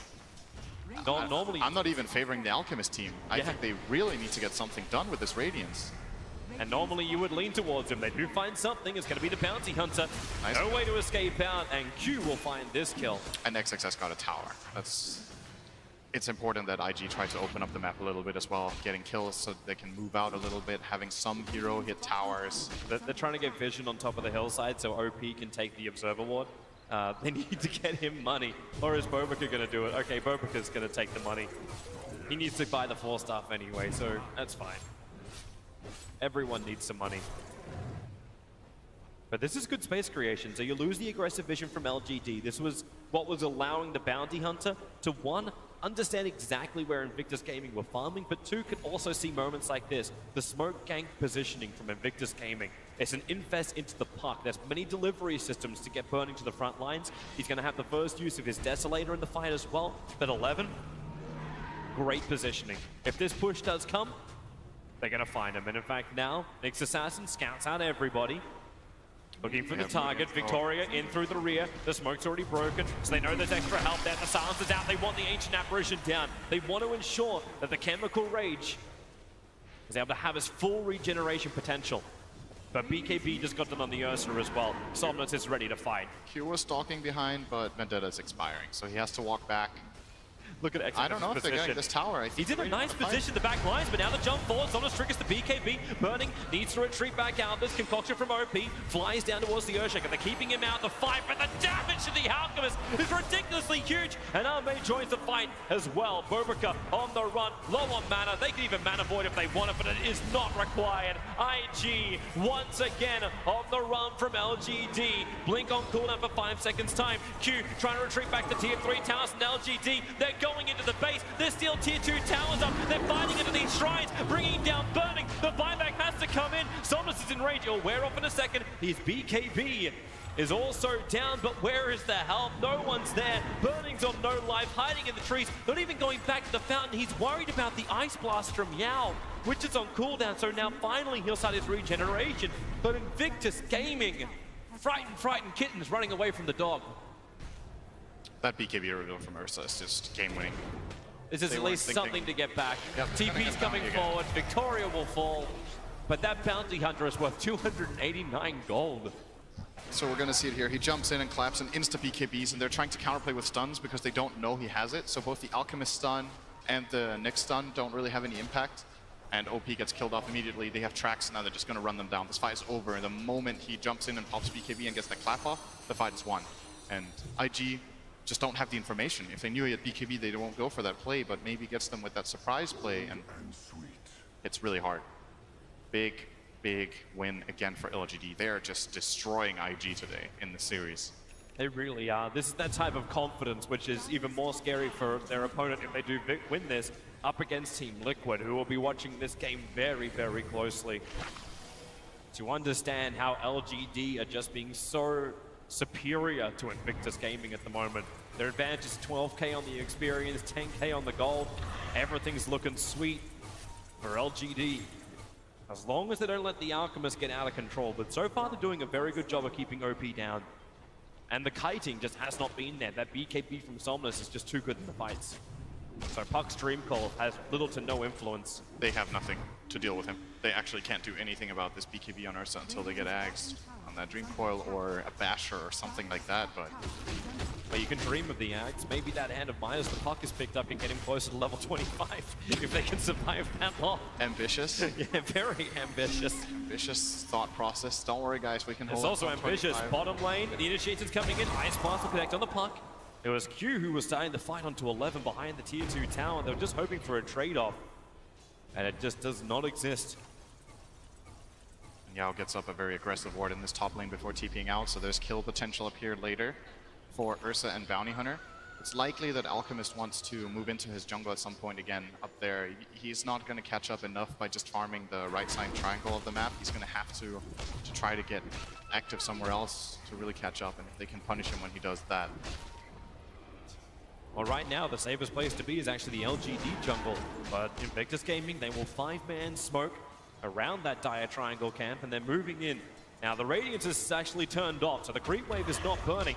But they're looking towards Roshan. Somnus bashed up.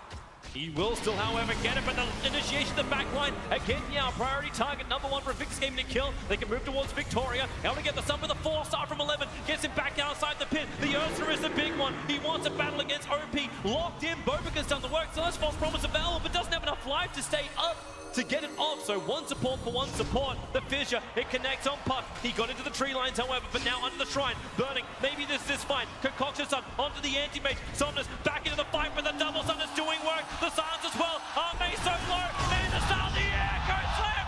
Space created. Arme can blink away. Even the 3-man shuriken toss. Victoria's looking to go back in. He'll pick off Q. The toss is back up in 2 seconds time. The track just holding Invictus Gaming in that one position. Ice Blast is looking for the kill onto Burning, while 11 runs in towards the pit. XSS needs to find the kill. He's got Blink and Orb, but he does not know where the Earthshaker is. He's back at the shrine healing up. IG fought so hard, and all they got was the AA that they killed in the beginning of the fight. They simply couldn't get a secondary kill. They all escaped on almost no health. The Mantis Style from AM came up just in time. And, well, this was the BKB reveal from the Alchemist. He did go for that item, had to get it, so he has a chance of fighting. He's going to run in here and pop it, I believe, now. Yep. And they do get pressure out on Somnus. But you see, like, no level of damage available. It's just, it's brutal, to say the least. While watching this replay, there was one kill on the Puck from Maybe. Yep. On Ursa, he found another kill here on the map. Well, problematic, but the Puck has to do these kind of things. He needs to be trying to split push the lanes and give some relief to the Invictus Gaming lineup. Hiding inside their base, they understood after LGD dived almost to the tier 4 towers that their base is not a safe place to be. There is too much power in this LGD lineup. You've got Cheese, AC, Manta, Battle Fury on just the anti-mage alone. This is so much damage, and Ursa understands the position of this game. Going in for the later Desolator, understands that there is just so much damage that he can do, and he wants to do it now, not later. They're ready to win this game, LGD. They're ready to knock Invictus Gaming out of TI. This tower is going to definitely not be defended by IG. I feel like they're going to try a wraparound, because a head-on fight is going to be so difficult. They need to get some sort of jump advantage to take this fight. Somnus is not scared at all. It's just going to run in with this Deso. This tower is going to fall really quickly with AC and Deso. OP's preparing the concoction. Arme blinks and dodges it. Well, tries to at least. Still gets connected on. Alchemist, cold feeded up. He's back going in. Somnus definitely does. OP, False Promise has to save him. They'll trigger the shrine. Spray is down as well, but this tier 3 tower already at 251 HP. They popped all of their defense. They popped Oracle ulti, Alchemist ulti, and Alchemist BKB. And got nothing for it. So LGD are going to go again, knowing that these cooldowns are down. Q's trying to help out. He's a little bit further on the front lines. The Observe Ward from Victoria, obviously a little bit more. But already that start, Echo Slam, Burning, deleted! And the Ice Blast will also connect with the Nyx Assassin. XSS in the tree line also falling. There's just way too much power. And LGD, they are looking to do it right now. Invictus Gaming, the last scramble of defense. But how do you repel LGD? They stand, they take the ranks. More Fissures control. Spy Cameras Links interrupting up the Ursa, but within range being triggered. That's not even the big one. Isame on the side, picking off the support heroes. No defense abilities, no defense items. Basically, no defense is adequate here for Invictus Gaming. And they know it. GG, LGD, in dominating fashion, have removed Invictus Gaming from TI. And will be able to face up against Team Liquid later today. LGD have really found their form over this. They have grown so much during this main event. They look like today they looked like on a completely different level as a team that has a chance of contesting for the ages. Of course, there's probably the hardest challenges ahead, but this kind of performance is scary to watch. This is that kind of victory which you can just be so happy about. They'll sit, they'll get to watch the winner's bracket final and then face up against Team Liquid later, taking that momentum from the battle against Invictus Gaming into that lower bracket first final. It's the dream scenario for LGD. A long day, but they made a lot short of it, just dominating play against IG. And Burning with a wave out to the supporters. Also, this year was not his year. That's still the one thing he really wants, is to win that international. Well, there is always next year. There is TI8 to come up. So just build up for that point. But right now, LGD, they know how strong they are. They can think about what they want to do later on. But just their performance in this series, it's confidence boosting more than anything else. And I'm wondering too, like, how then does Liquid face up against them? They look at these drafts, they understand the critical factor that the Magnus was playing, at least in the drafts bouncing back and forth between these teams. I'm interested to see what's going through Kuro's mind right now. If only we could just like tap into it like the boxes in the show match. He will have another match to watch as well, though. Maybe they can draw some inspiration from the winners bracket final, where they have to play later on. Both teams get a break. Oh well, LGD get a break. Liquid had a break from yesterday. Yeah, that they will. But LGD, congratulations. They take out the series 2-0 and advance further in the lower bracket. Thank you, gentlemen. Indeed, the most one-sided series of the entire tournament, certainly the shortest. And to talk about it, I'm joined by Blitz, Arteezy, and Eternal Envy. Gentlemen, welcome to the panel. How the hell did IG fall so quickly? I think LGD, you mentioned on the bus, might just be the best team here. They just had the unfortunate situation of being in the lower bracket, but they are just that good. It's not that IG played even particularly badly. They just got out-drafted at every hand. I think AM matches up very well against ALK. They just had very good core matchups, especially in the mid lane. The Ursa versus ALK is going to be really favorable for the Ursa. I think Alchemist and AM is a bit closer to ALK, but the problem was that they stood up against it with this Alchemist, and they had a way of actually killing him instantly with the Earthshaker. So they kind of set themselves up for a good win condition, and I think that's what LGD tends to do almost every game, and that's the reason their drafts are so good. They always feel like they can win the game. They also had AA, right? And they had Bounty Hunter to slow down his farm, and they had Ursa to slow down his farm even more. Because usually Anti-Mage gets owned by Alchemist, but not if the Alchemist gets slowed down, then the Alchemist doesn't stand a chance. That's probably one of the worst feelings in all of Dota, when there's a giant angry bear, a bounty hunter, and a whole bunch of people invading your jungle, and then you go, oh wait, there's an anti-mage in this game. I mean, AM just got away with so much free farm throughout the entire opening and then was able to easily crush at the end. And I'm curious, if you were in IG's shoes, what is the difference you would want to make in that game, either in terms of gameplay or in terms of the pick that you were concerned about? They probably had to help this Alchemist against his bounty. It's pretty hard with their heroes. I think Oracle is generally not so great against bounty. Like, the Alch felt very pressured to farm, and he felt very scared all the time. And maybe if they set up sentries more defensively and obs more defensively, they could actually anticipate bounty hunter's movements and kill him. But as it stood, like, this Alchemist was just very scared all the time. He didn't feel comfortable. If Ursa ever left the mid lane, he never had like a haste rune or something like that, then he would be unable to farm at all. And it just, compared to this anti-mage, he was just playing his own game. He didn't feel that much pressure. To be honest, I feel like they're opening. Like we opened Nick's puck as well in the group stage, and it's like it's just an opening that's very hard to work with. Like you compare to his Shaker AA opening, where the AA can like dominate the safe lane, and you have the Shaker that could just go offlane, and he's gonna be okay against almost anything because this is gonna pull the lane back. And they're pretty good heroes in general. Whereas you have this Nick's puck who are like they're just so slow. They don't go for BKB. And they don't really work together. Like Nick's puck, puck coils and Nick's stuns, like what, and or stun into puck is like it's nothing. Like Shaker into A Ice Blast, like, that makes way more sense. And the lanes, everything, it feels awful. They feel like they need more, so they pick this Alchemist. They need something that does everything for them, that carries them, that does a lot of damage, and they just end up like going to that direction, which maybe it wasn't the best direction against LGD, who just runs at your face. Yeah, and I mean the Earthshaker just got an insane amount of farm that game. Actually got a Blink Dagger at just shy of 12 minutes, which is crazy fast. With that said, the match MVP was Sumnus. Voted everyone the giant anger bear. And of course, I see the sign there. It said Go Bears. There's someone wearing a bear helmet with a giant sign that just says Go Bears. There it is. Hello. Excellent. That doesn't even look like Ursa. It's just it's like a children's bear hat. Excellent. Yeah, I mean, the Alchemist got dominated in that mid lane. In games like this, when you're down into an elimination game, you're going to pull out a hero like that just to pick up a free win, but it's so hard to do it in a situation where he just had so much working against him. He didn't really have a lot of space. I felt like the biggest thing, too, is Nyx can be such a great hero because it denies so many different mid-hero picks. You can't pick any of the usual in-hero pool, but the big thing in that game is it had no purpose. He had nowhere to go. He goes bottom. There's not much for him to do there. There's not a lot of kill potential.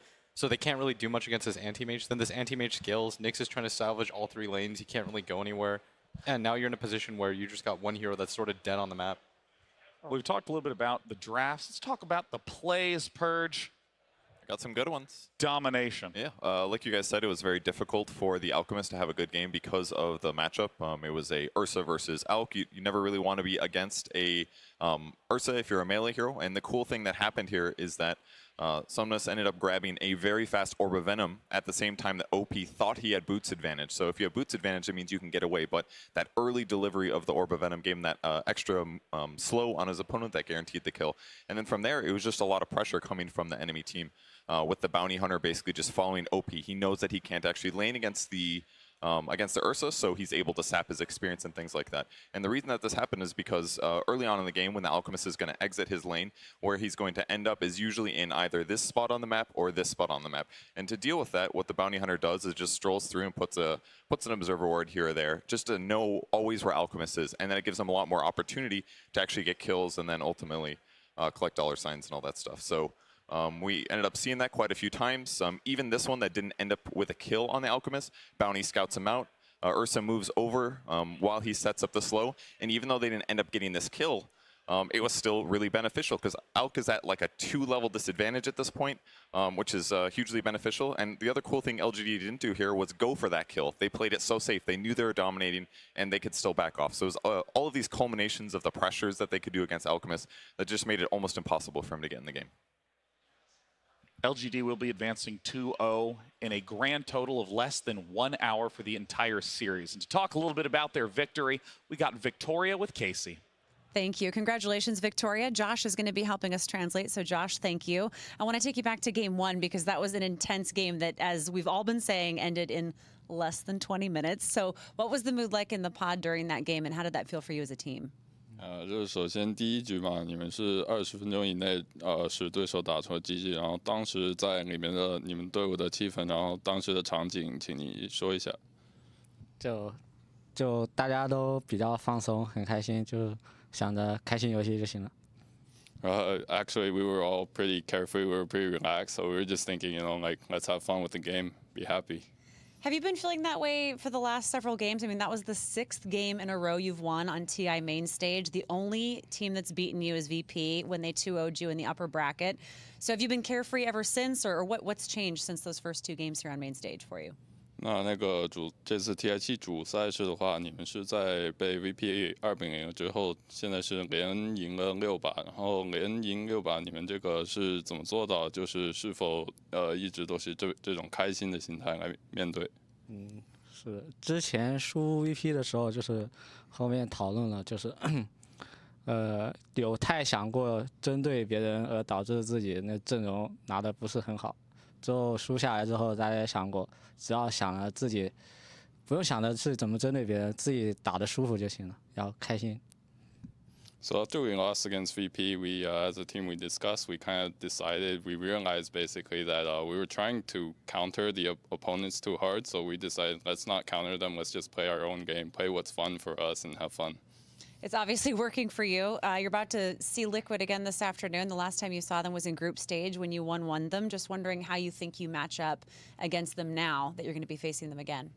那你们下一场的对手将是 Liquid， 然后 Liquid 也是你们小组赛对阵过的，然后就是请问你觉得你们下面对阵 Liquid 是个怎么样的情形？不管结果怎么样，开心游戏就好。Actually, no matter what we do, just as long as we have fun, it's good. Having fun. Boy, there's a novel idea. I love it. You guys are clearly having fun and it's working for you. Congratulations, Victoria. And Josh, thank you. Really appreciate it. Back to you guys. Thank you, Casey, and thank you, Victoria. Only focus on having fun. Yeah, it's a good strat. I like it. You know, you go to TI, you act all serious because it's like a huge tournament and there's a lot on the line, but you can step back and you can just say, let's just have fun. And it seems to be working out for them. Pick Magnus or have fun. LGD has been really crushing. And an interesting thing to note about their path through the brackets, both they and Team Liquid fell to lowers in the very first round of winners, and they have both won out to get to top 4. In fact, all the teams that are remaining right now, Team Liquid, LGD, and then winners Newbie and LFY, all began in the winners bracket. It's kind of interesting to see that consistency. It happened in the previous 2 years as well. That was something that we pointed out early on in the group panels, that the groups matter, because consistently the teams that have, even if you fall out early, we saw DC do that last year where they fell to wings really early on in the bracket, but it doesn't make a difference because you have that cushion and you learn at the same time. So you can take a step back and say, okay, we're not as good as we thought we were. What are we going to do to change things up? Obviously, we did well in groups, so something was working. Let's try to reevaluate. We still have some games to play. Now, in terms of the matchup of LGD going up against Team Liquid, what does Team Liquid need to do to beat LGD? I mean, LGD is going to have a huge confidence going into that match. Prevent them from having fun. I mean, the thing anti-mage, I guess. But they need to slow down 11 and maybe. Because the difference between LGD and all the other teams is that they have they're 3 and 2 position just run at you. And they just keep running at you. And their Ricer is actually, their one position is actually one of the only super Ricers in this tournament. He buys he skips ultimate on Troll, he buys Mom, he just farms on Magnus. But because the other 2 guys, you know, they can play Magnus and stuff because they just run at you. Like these slow heroes, they work for them because the other players will just keep running at you while they're carry free farms. Can you clarify a little bit about what just run at you means and how that contrasts with different styles? Like for example, nowadays a lot of high MMR mid players, like they play like invokers, you know, they slow down, they just want to get their farm and they want to carry the game. But maybe, you know, he doesn't care about that stuff. He's like 8k MMR, and when he plays like pubs, he has like 5 deaths. He doesn't care. He just keeps going. 11, just same thing, you know, they just keep running at you and they keep trying to fight and they keep trying to make space for the rest of their team. They don't really care too much about their farm, you know. If they have one item, or even if their item's not completed, they're just gonna, like they have an Ogre Axe instead of the BKB. They're already gonna be like, yo, I have Ogre Axe. I'm super strong, guys. I want to fight. And like, okay. And I'm not part of this. I'm gonna farm. Do you have Charlty? No, I don't. I'm not gonna help you guys in any way. You know, you guys go ahead. I'm just gonna AFK Rice, and that's their playstyle, and it works. And do you think that that is the increasingly dominant style that we're seeing here at TI? I mean, Arteezy, as a carry player, is this like a preference for you to just have the other 4 players bombing in to let you farm? I mean, I would for sure enjoy like being AIM right now. He has like this. You'd enjoy a 1v0. He just farms Ancients, and then he farms the other Ancients, and then sometimes, you know, he'll just go solo Roche. They'll smoke with him, and he'll just solo Roche, you know. He has a pretty nice game to play, honestly, and he does it very well. So that's why they're so confident in him. So they know that if they make space for this guy, he'll carry the game. So they don't feel any pressure at all. But they're matching up against Team Liquid that we've seen do both push-heavy lineups with, you know, Keeper of the Light and Troll, but also, as Merlini says, non-Dota, where they just pick Broodmother, they just pick Huskar. What do you expect to see out of the matchup between Team Liquid and LGD? I think Liquid, for example, they really want the offlane to work. I think we were talking at the cafeteria, we were just saying Mind Control really needs to set the tone for this kind of matchup. I feel like he needs these heroes that'll delay the game in contrast to what LGD does, like Envy pointed out. LGD, if they're going to run at you, Liquid, you need to divert them, misdirect at all times. So these heroes like Keeper of the Light that can shove out the waste for free, Nature's Prophet, Beastmaster, I think these are going to be huge for them. I really think Mind Control should be playing one of those like Furion or Beasts against this team. I think he excels on it. He can direct the game in his own way, and I think that's what Liquid needs to be successful. What about you, EE? It's hard to talk about because I feel like it's gonna be so confusing, right? Because it's like this LGD team, they're willing to pick this Ursa mid. You know, they're gonna try to destroy you in the lane. Like maybe we'll play anything, but like so will Matoma Man / Miracle. You know, they're not afraid to run some Broodmother mid or some Huskar mid, some untraditional lane destroyers, and they're just gonna both try to out mind game the enemy and try to slow down each other in the laning phase to the point where like everyone is just gonna be very confused. but like yeah, and they're just gonna try to do that. Like Liquid wants to like do that more though. Like LGD, I feel like if they're able to just play a solid game, I feel like they will take the series. Well, with that, we now know who the top 4 are. Team Liquid and LGD are in lowers. They will be facing each other later on today.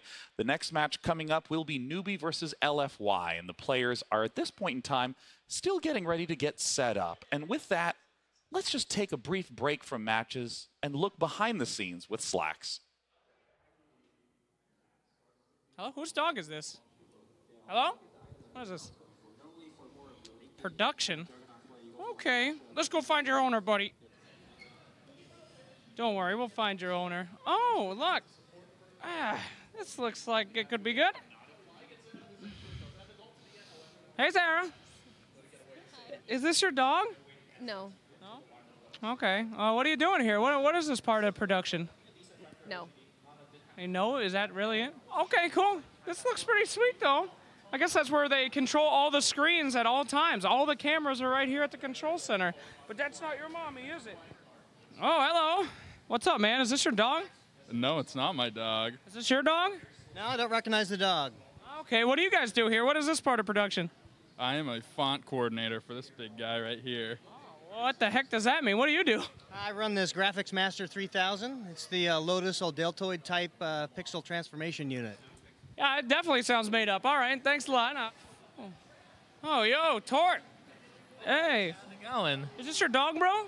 Oh, I wish. He's so cute. Hello. Hey, little buddy. Oh, okay. What are you doing over here? I'm doing the Newbie stream, newcomer stream. It's going great, yeah. How does it work?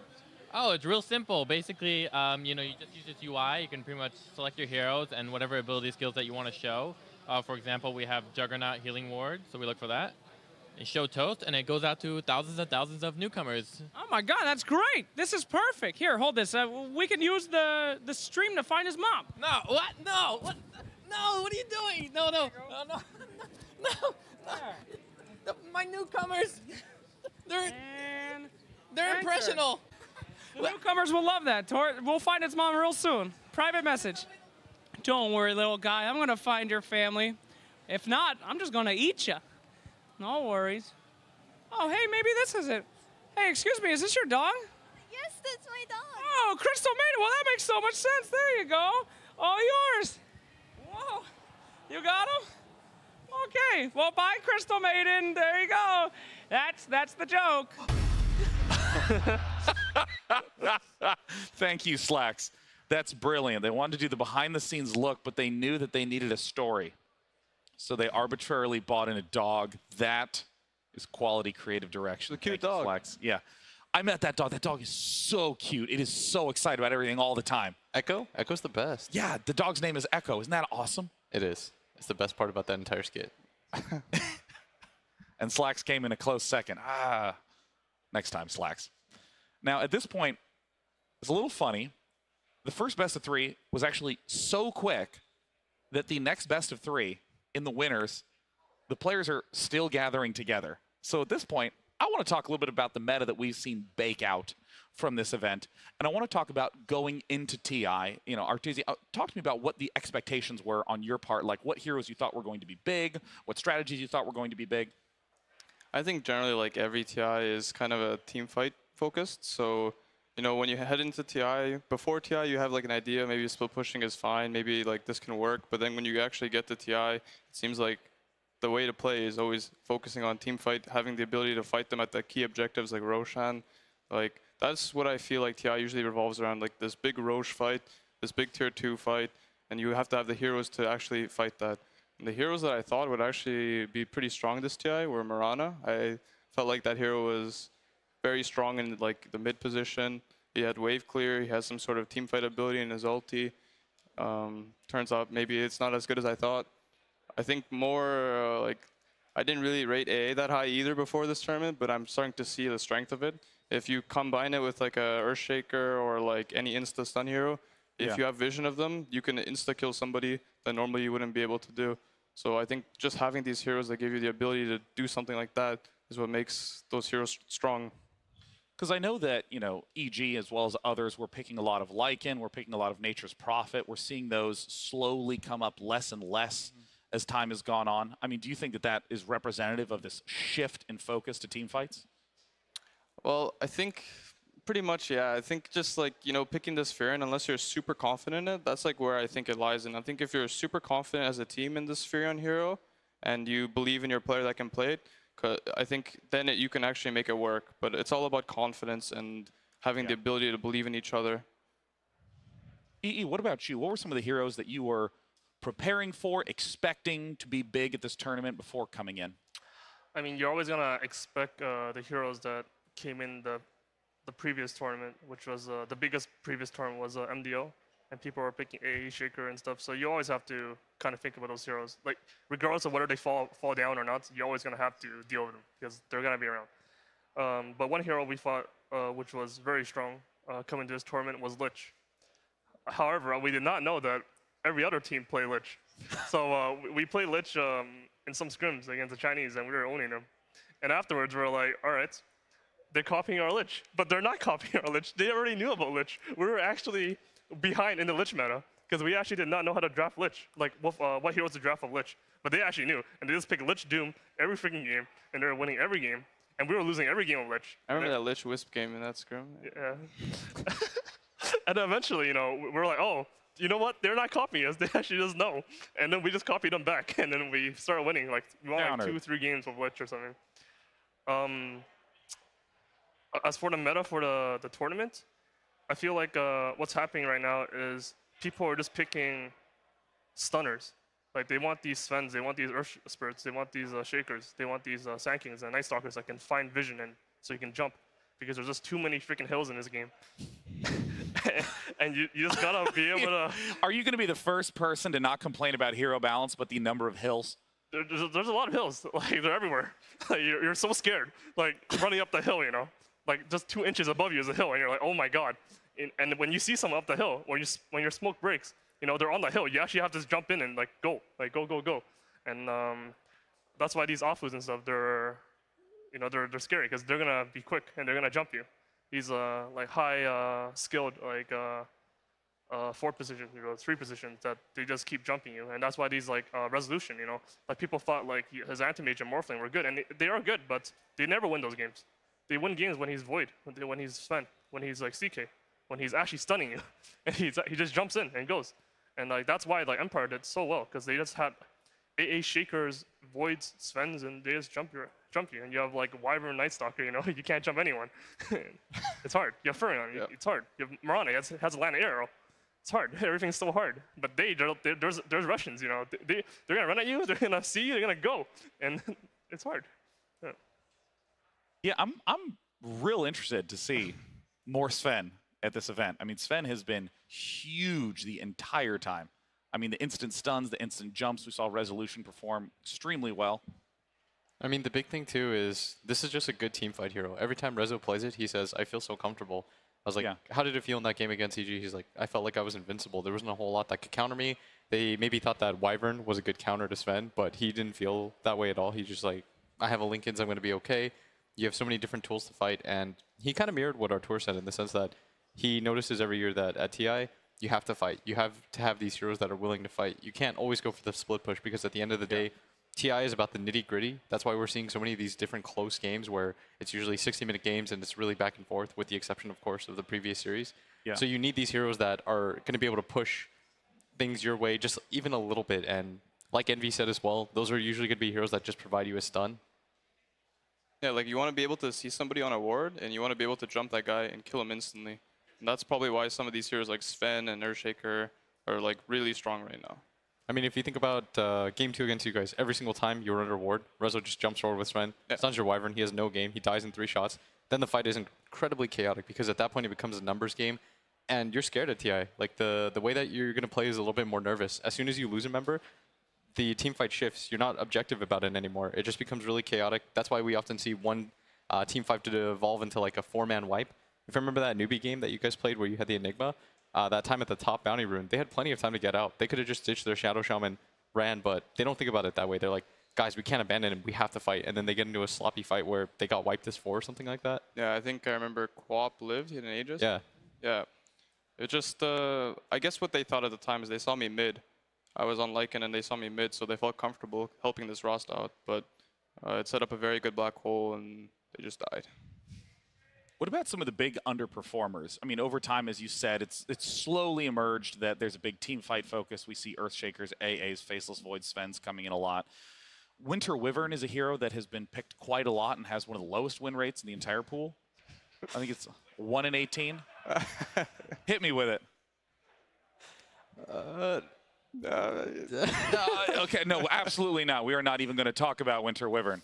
The hero doesn't exist anymore. And with that, we will now sharply transition away to an annual festival that we enjoy oh so much. It's the TI7 Cosplay Competition.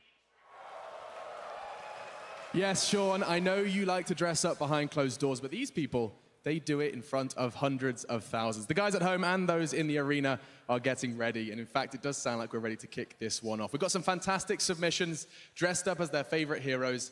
And it is my great pleasure to introduce them to you. So guys, let's give them some warm welcomes as I do introduce each individual competitor. The first we're going to be meeting is a man with just 3 letters in his name. It's none other than John, and he's rocking Faceless Void.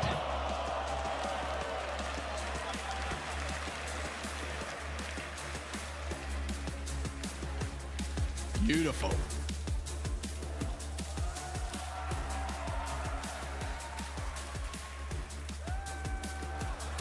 All the way from Baltimore, Poly Dota as Dro Ranger.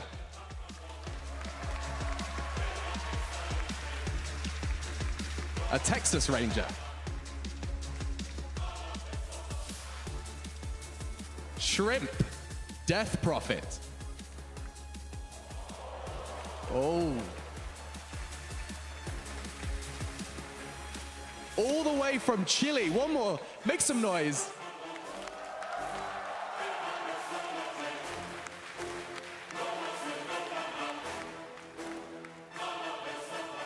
Could be a pianist with those fingers. Angelic Potato Cosplay coming in as Phantom Assassin.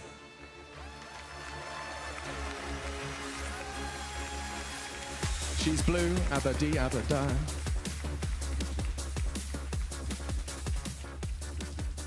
EG's favorite, Wicked Cosplay as Winter Wyvern.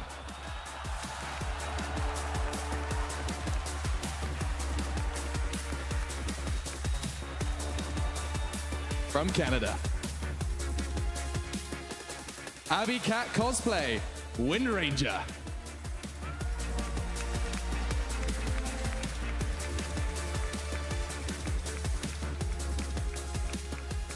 NWS, Night Stalker.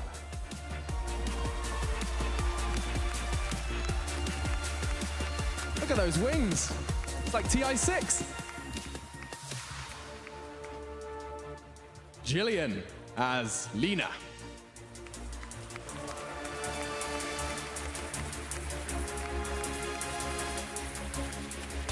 Ellie from Romania as Clockwork.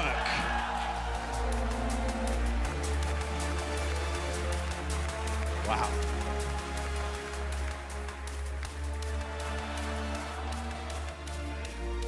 Sonya the Evil, Invoker.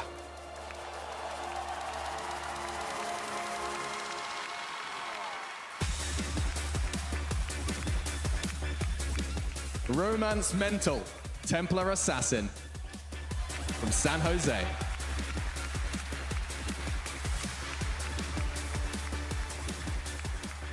Up next, Paul as Axe.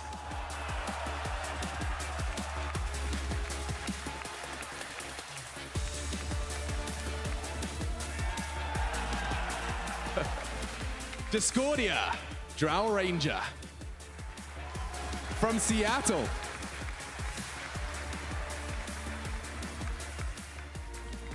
We thought we got rid of them. They're still here. John as Techies.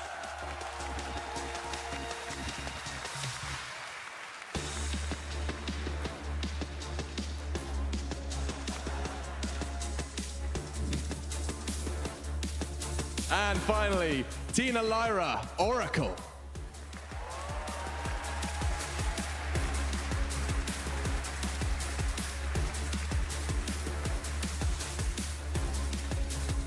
Some fantastic submissions, but we do need a winner.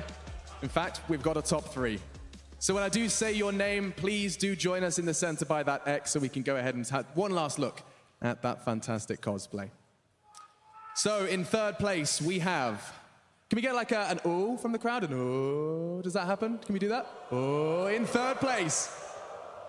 Oh, you're good at that. Romance Mental, Templar Assassin. Join us in the center. Take a bow. Congratulations. And joining Romance Mental, very post-hardcore name, I like it. In 2nd place, can we get the oh again? I really like that. Oh, in 2nd place, Axe. Congratulations, Paul. And that means we need a winner. Guys, let's get the best one yet. Let's get a real build-up. Here we go. And the winner of TI7 Cosplay is Ellie as Clockwork. Congratulations. You get a roar from the crowd and $4,000. One more time, guys. Let's give it up for your cosplayers this year. Every single one of them putting in a whole lot of hard work and dedication. Thank you so much, guys. Thank you. We love it. And I don't know how, but you've got to try and get yourselves off stage. Good luck. Guys, one more time. Make some noise.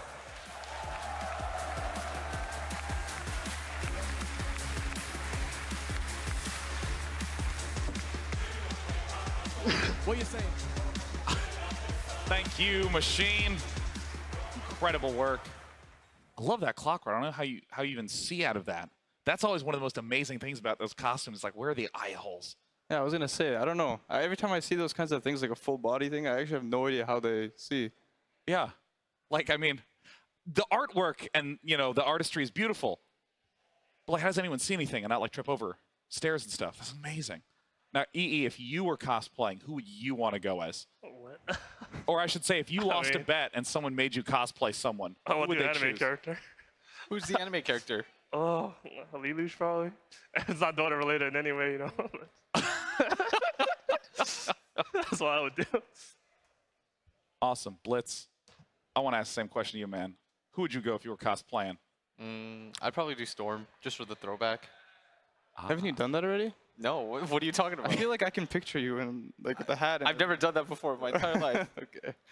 Well, the next match is getting set up. It is LFY Newbie. Let's talk about that one a little bit. So, you know, Envy, you were talking just before, you know, came back to us that LFY does kind of have that same run-at-you style that is so disruptive to the enemy team. Talk to me a little bit about that. Yeah, originally I was talking about OGD, not OGFY, but they're actually very similar. Like, Super is also like that. Their mid player. Like, generally, offlaners are always like that, kind of.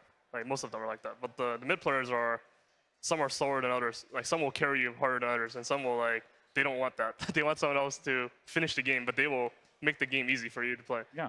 And Super is, like, definitely one of those players that will play some Pugno or something, and he's just gonna go. He's just gonna fight. He's just gonna be some Dragon Knight. He's gonna be some Puck. He's gonna keep stunning. He's gonna keep fighting. He's gonna keep, like, trying to do damage. Yeah, it seems like Super's always, like, been an objective mid player. I remember he played DP a lot. He played DK a lot. He played Pugna a lot. Like, his focus as a mid player is generally gonna be like, how can I push this building, or how can I secure this area for my team? How can I get this top tower and then we get ward up and we do Roche and stuff like that. He's very objective-based thinking. I mean, I think the big thing about Super is in this era, we have so many superstars in the mid lane. We have these Fadas, we have these mid ones. We've got these Abeds that are just 10K. They're just doing so well in solo queue. You see them translate to that skill onto the battlefield. But when it comes to a guy like Super, he's just like the neutralizer. He doesn't have to do anything flashy. He's going to play like the same 4 heroes at TI. You know it's coming. It doesn't surprise you when they pick Dragon Knight. Nobody else is going to pick it but them. It's just coming. You're like, okay, guys, they just second pick their mid hero. Who does that? Nobody else does that, but they don't really care because they realize this guy, he's going to be solid on everything. It doesn't really matter. He's had a lot of rough matchups too. Like, they picked this DK without seeing their mid hero. Yeah, right? they don't pick it. They pick it into, like, he gets Bloodseeker and he has like 8 CS at like 5 minutes. He's having a rough game, but then at the end of the day, they win the game. Yeah, he's got a stun. He gets carried. It's all good. Well, as LFY and Newbie are getting set up right now, before we head into that match, let's just take one more look at some of the amazing cosplay that was here with Slacks. Wyvern, get in here. Sure you know what this is about? We all saw those games. It's time to buff you. You need a little bit of help, Wyvern. That's not my fault. That's the draft. Sven, what are you doing out there? You're winning all your games. It has been okay. It's not okay, buddy. You know I have to nerf you now, right? No one defies Sven! You want to end up like racing? You want to never get picked again? Lion, hey, great to see you, buddy. You're not picked too often, you're not banned too often, and keeping your head down. That's what I like to see. Keep that up, all right? I've been buffed and nerfed and buffed and nerfed and nerfed again. Okay, yeah, great. Hell and back jokes. That's, you know, whatever. I don't care. You're doing it, buddy. Stay on track. Mr. Frog, I've just been getting more powerful and powerful every patch, and I'm going to be picked even more and more. Slow down, slow down. You're situational, Oracle, okay? You stay situational. That's where I want you. Don't get crazy on me, all right? Are you for real? Yes, I'm for real. I have seen this every single time, every different world. You're situational, Oracle. Oracle. This was the best one. Situational. Do not go over that. And don't buy the Agnum Scepter anymore. That was a joke. This is a false promise. You're a false promise. Get out of my office. Situational picks every time. Hey, what is this? You know how I feel about you. You get out of here. Not gonna happen, techies. Not captain's mode. Never. Not gonna happen. You know how this works, techies. Not gonna happen. Not my game. You know, I'm really curious. Dota has the history of having buffs and nerfs. All the heroes wind up getting shaped with every single patch. How does a team adapt to that? Is it every time there's a new patch, you like stop and brew? Is it like really disruptive? Is it exciting? I don't know why you're looking at me. I played on Zephyr. Like, I would say it's pretty exciting. You know, after a big TI like this, it's just like you want something new. You want to be rejuvenated in some manner, and yeah, you see a new patch come out, you get all excited. You know, you see some of your heroes getting buffed. You're like, it's time, man. And then you play them, but you know, it's not always how it seems. You know, if a hero gets buffed, you can't ignore like the flaws of the hero itself. So that's why sometimes it turns out like the hero you thought would be good is actually not good. So that's just how I look at patches. You heard about the Chinese meme? No. There's a EG meme where you guys will always win any tournament right after the patch. Yeah, that's pretty accurate actually. That's all. And I mean, who's getting nerfed here? Who's just looking way strong? Who's looking way weak? Oh, Nyx? Yeah. I mean, I don't know if he's strong or weak, but he just get out my game. Like. Yeah, I'm at a +1 to that, honestly. I hate that hero. I really hate it. Stormtrooper here, same thing. Hey, do you want to hear a joke? Knock, knock. Who's there? Nyx. Nyx who? Nyx. Oh. Okay. There it is. Now, if anyone plays Nyx, that's hilarious. And if you don't, then, I don't know, maybe my career ends today. Nobody enjoys playing that hero. I love playing Nyx. He's amazing. He's so fun. Nah, he just ruins lives. That's Brown Boots Dagon, pub server, man. No way. Well, LFY and Newbie are finally ready. They're getting set up. They are in the booths. It's time to send them out. This is the winner's bracket final. Whoever achieves victory here will be in the grand finals of TI7. Let's bring out Newbie.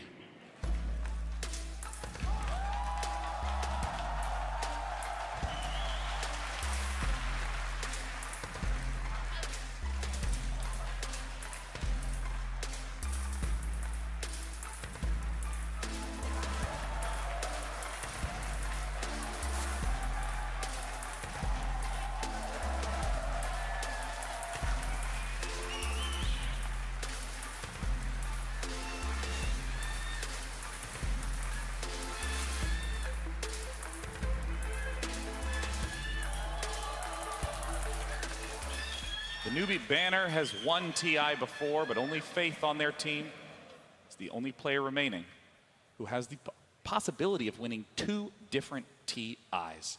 Their opponents are currently the winningest team in all of TI7. It's LGD Forever Young.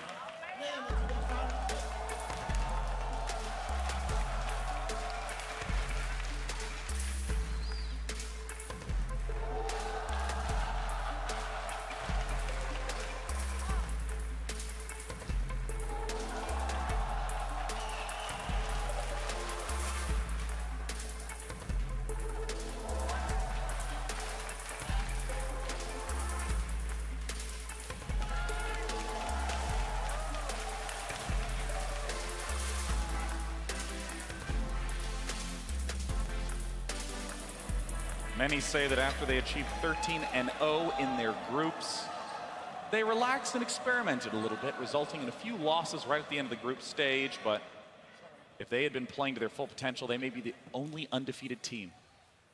Yeah, and that'd be so scary to play against that, just because you know what are you supposed to do against these guys. I looked at their Dota buff stats just to check their heroes. Is like 100% win rate, 100% win rate, 100% win rate, 100% win rate.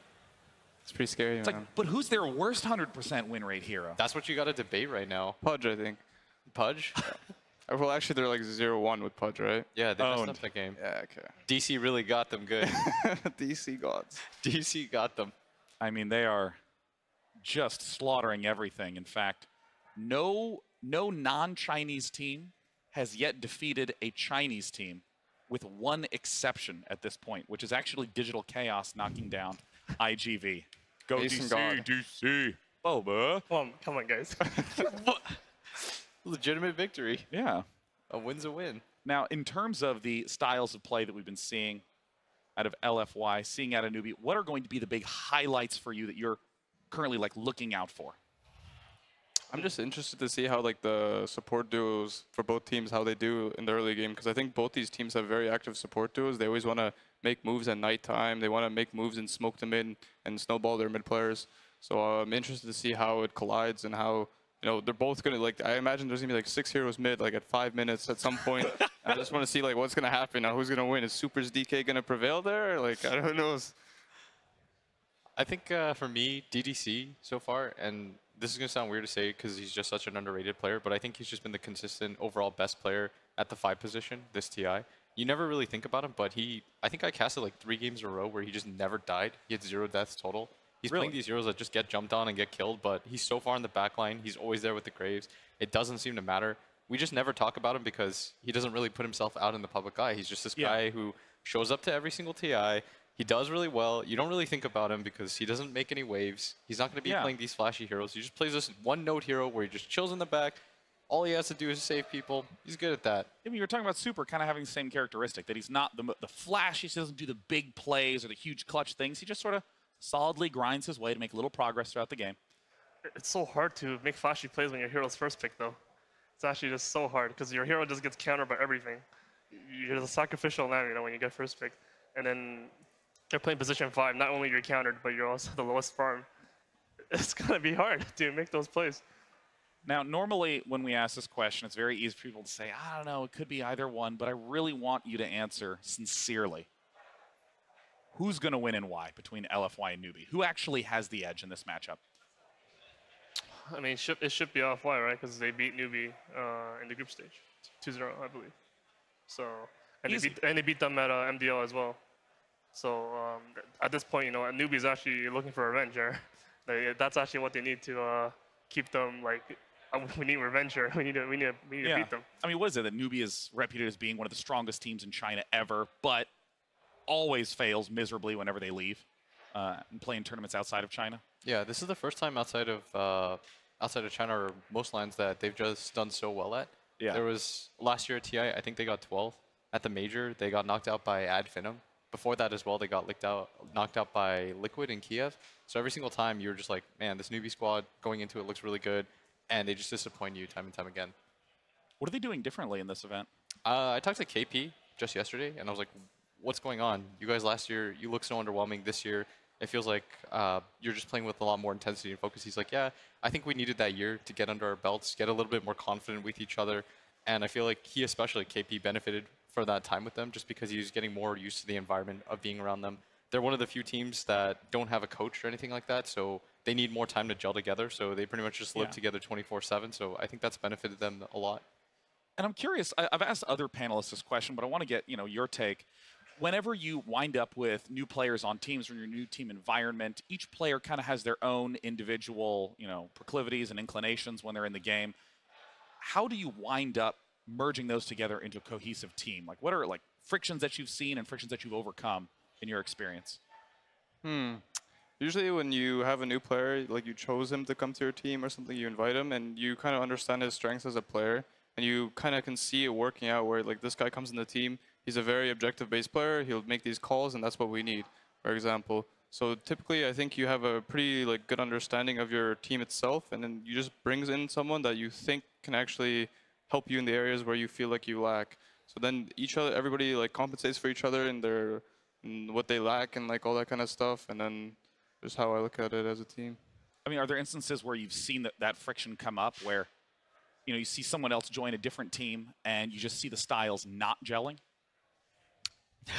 I mean, yeah, I experienced it, and is this okay? I've seen it. You know, I've experienced it. I've seen it. You know, sometimes you think like it would work together, and like you think, you know, from the past, you know, MLG Columbus, it works out, but sometimes, you know, it just doesn't.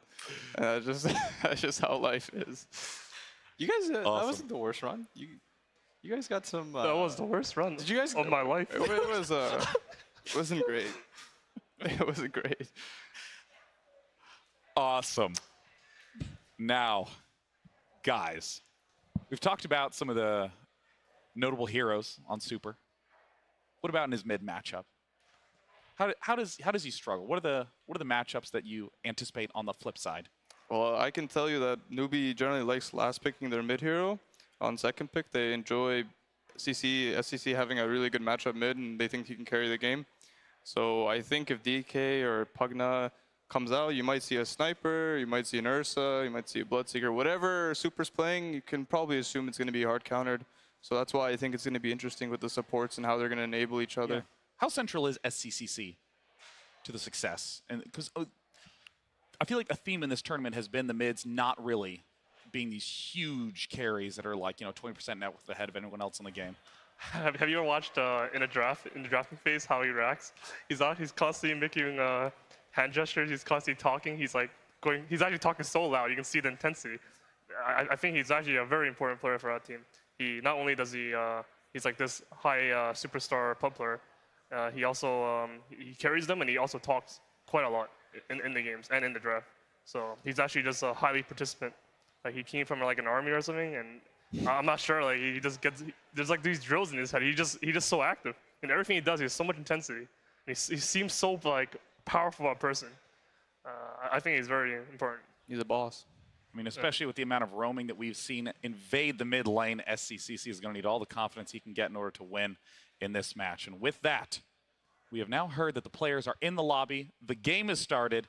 It is the winners bracket final to determine who will be the first finalist of TI7 between Newbie and LFY.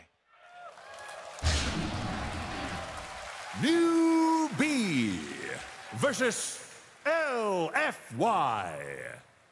Game 1. I love that Earthshaker is the voice of every Versus matchup plate. That's so great. Wait, is it? Yeah. You didn't recognize You that? didn't watch the All-Star match last night? No, I didn't. You did. You were on I kind of left early, though. I didn't really like pay attention. That was where he was in the very beginning. Well, you learn something new every day, right?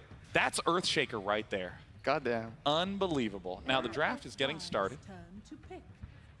Oh, this draft, like they're both Chinese. They both come from the same region. They both scrim a lot. So the nice thing about this matchup is that they will contest each other's heroes, like the Earth Spirits, the Lich, the Night Stalker. Whereas in some other matchups, people were just too scared of LFY's heroes. For example, like they banned the Lich, they banned Night Stalker, and LFY just first picks Earth Spirit 2 games in a row, and it was kind of easy for them.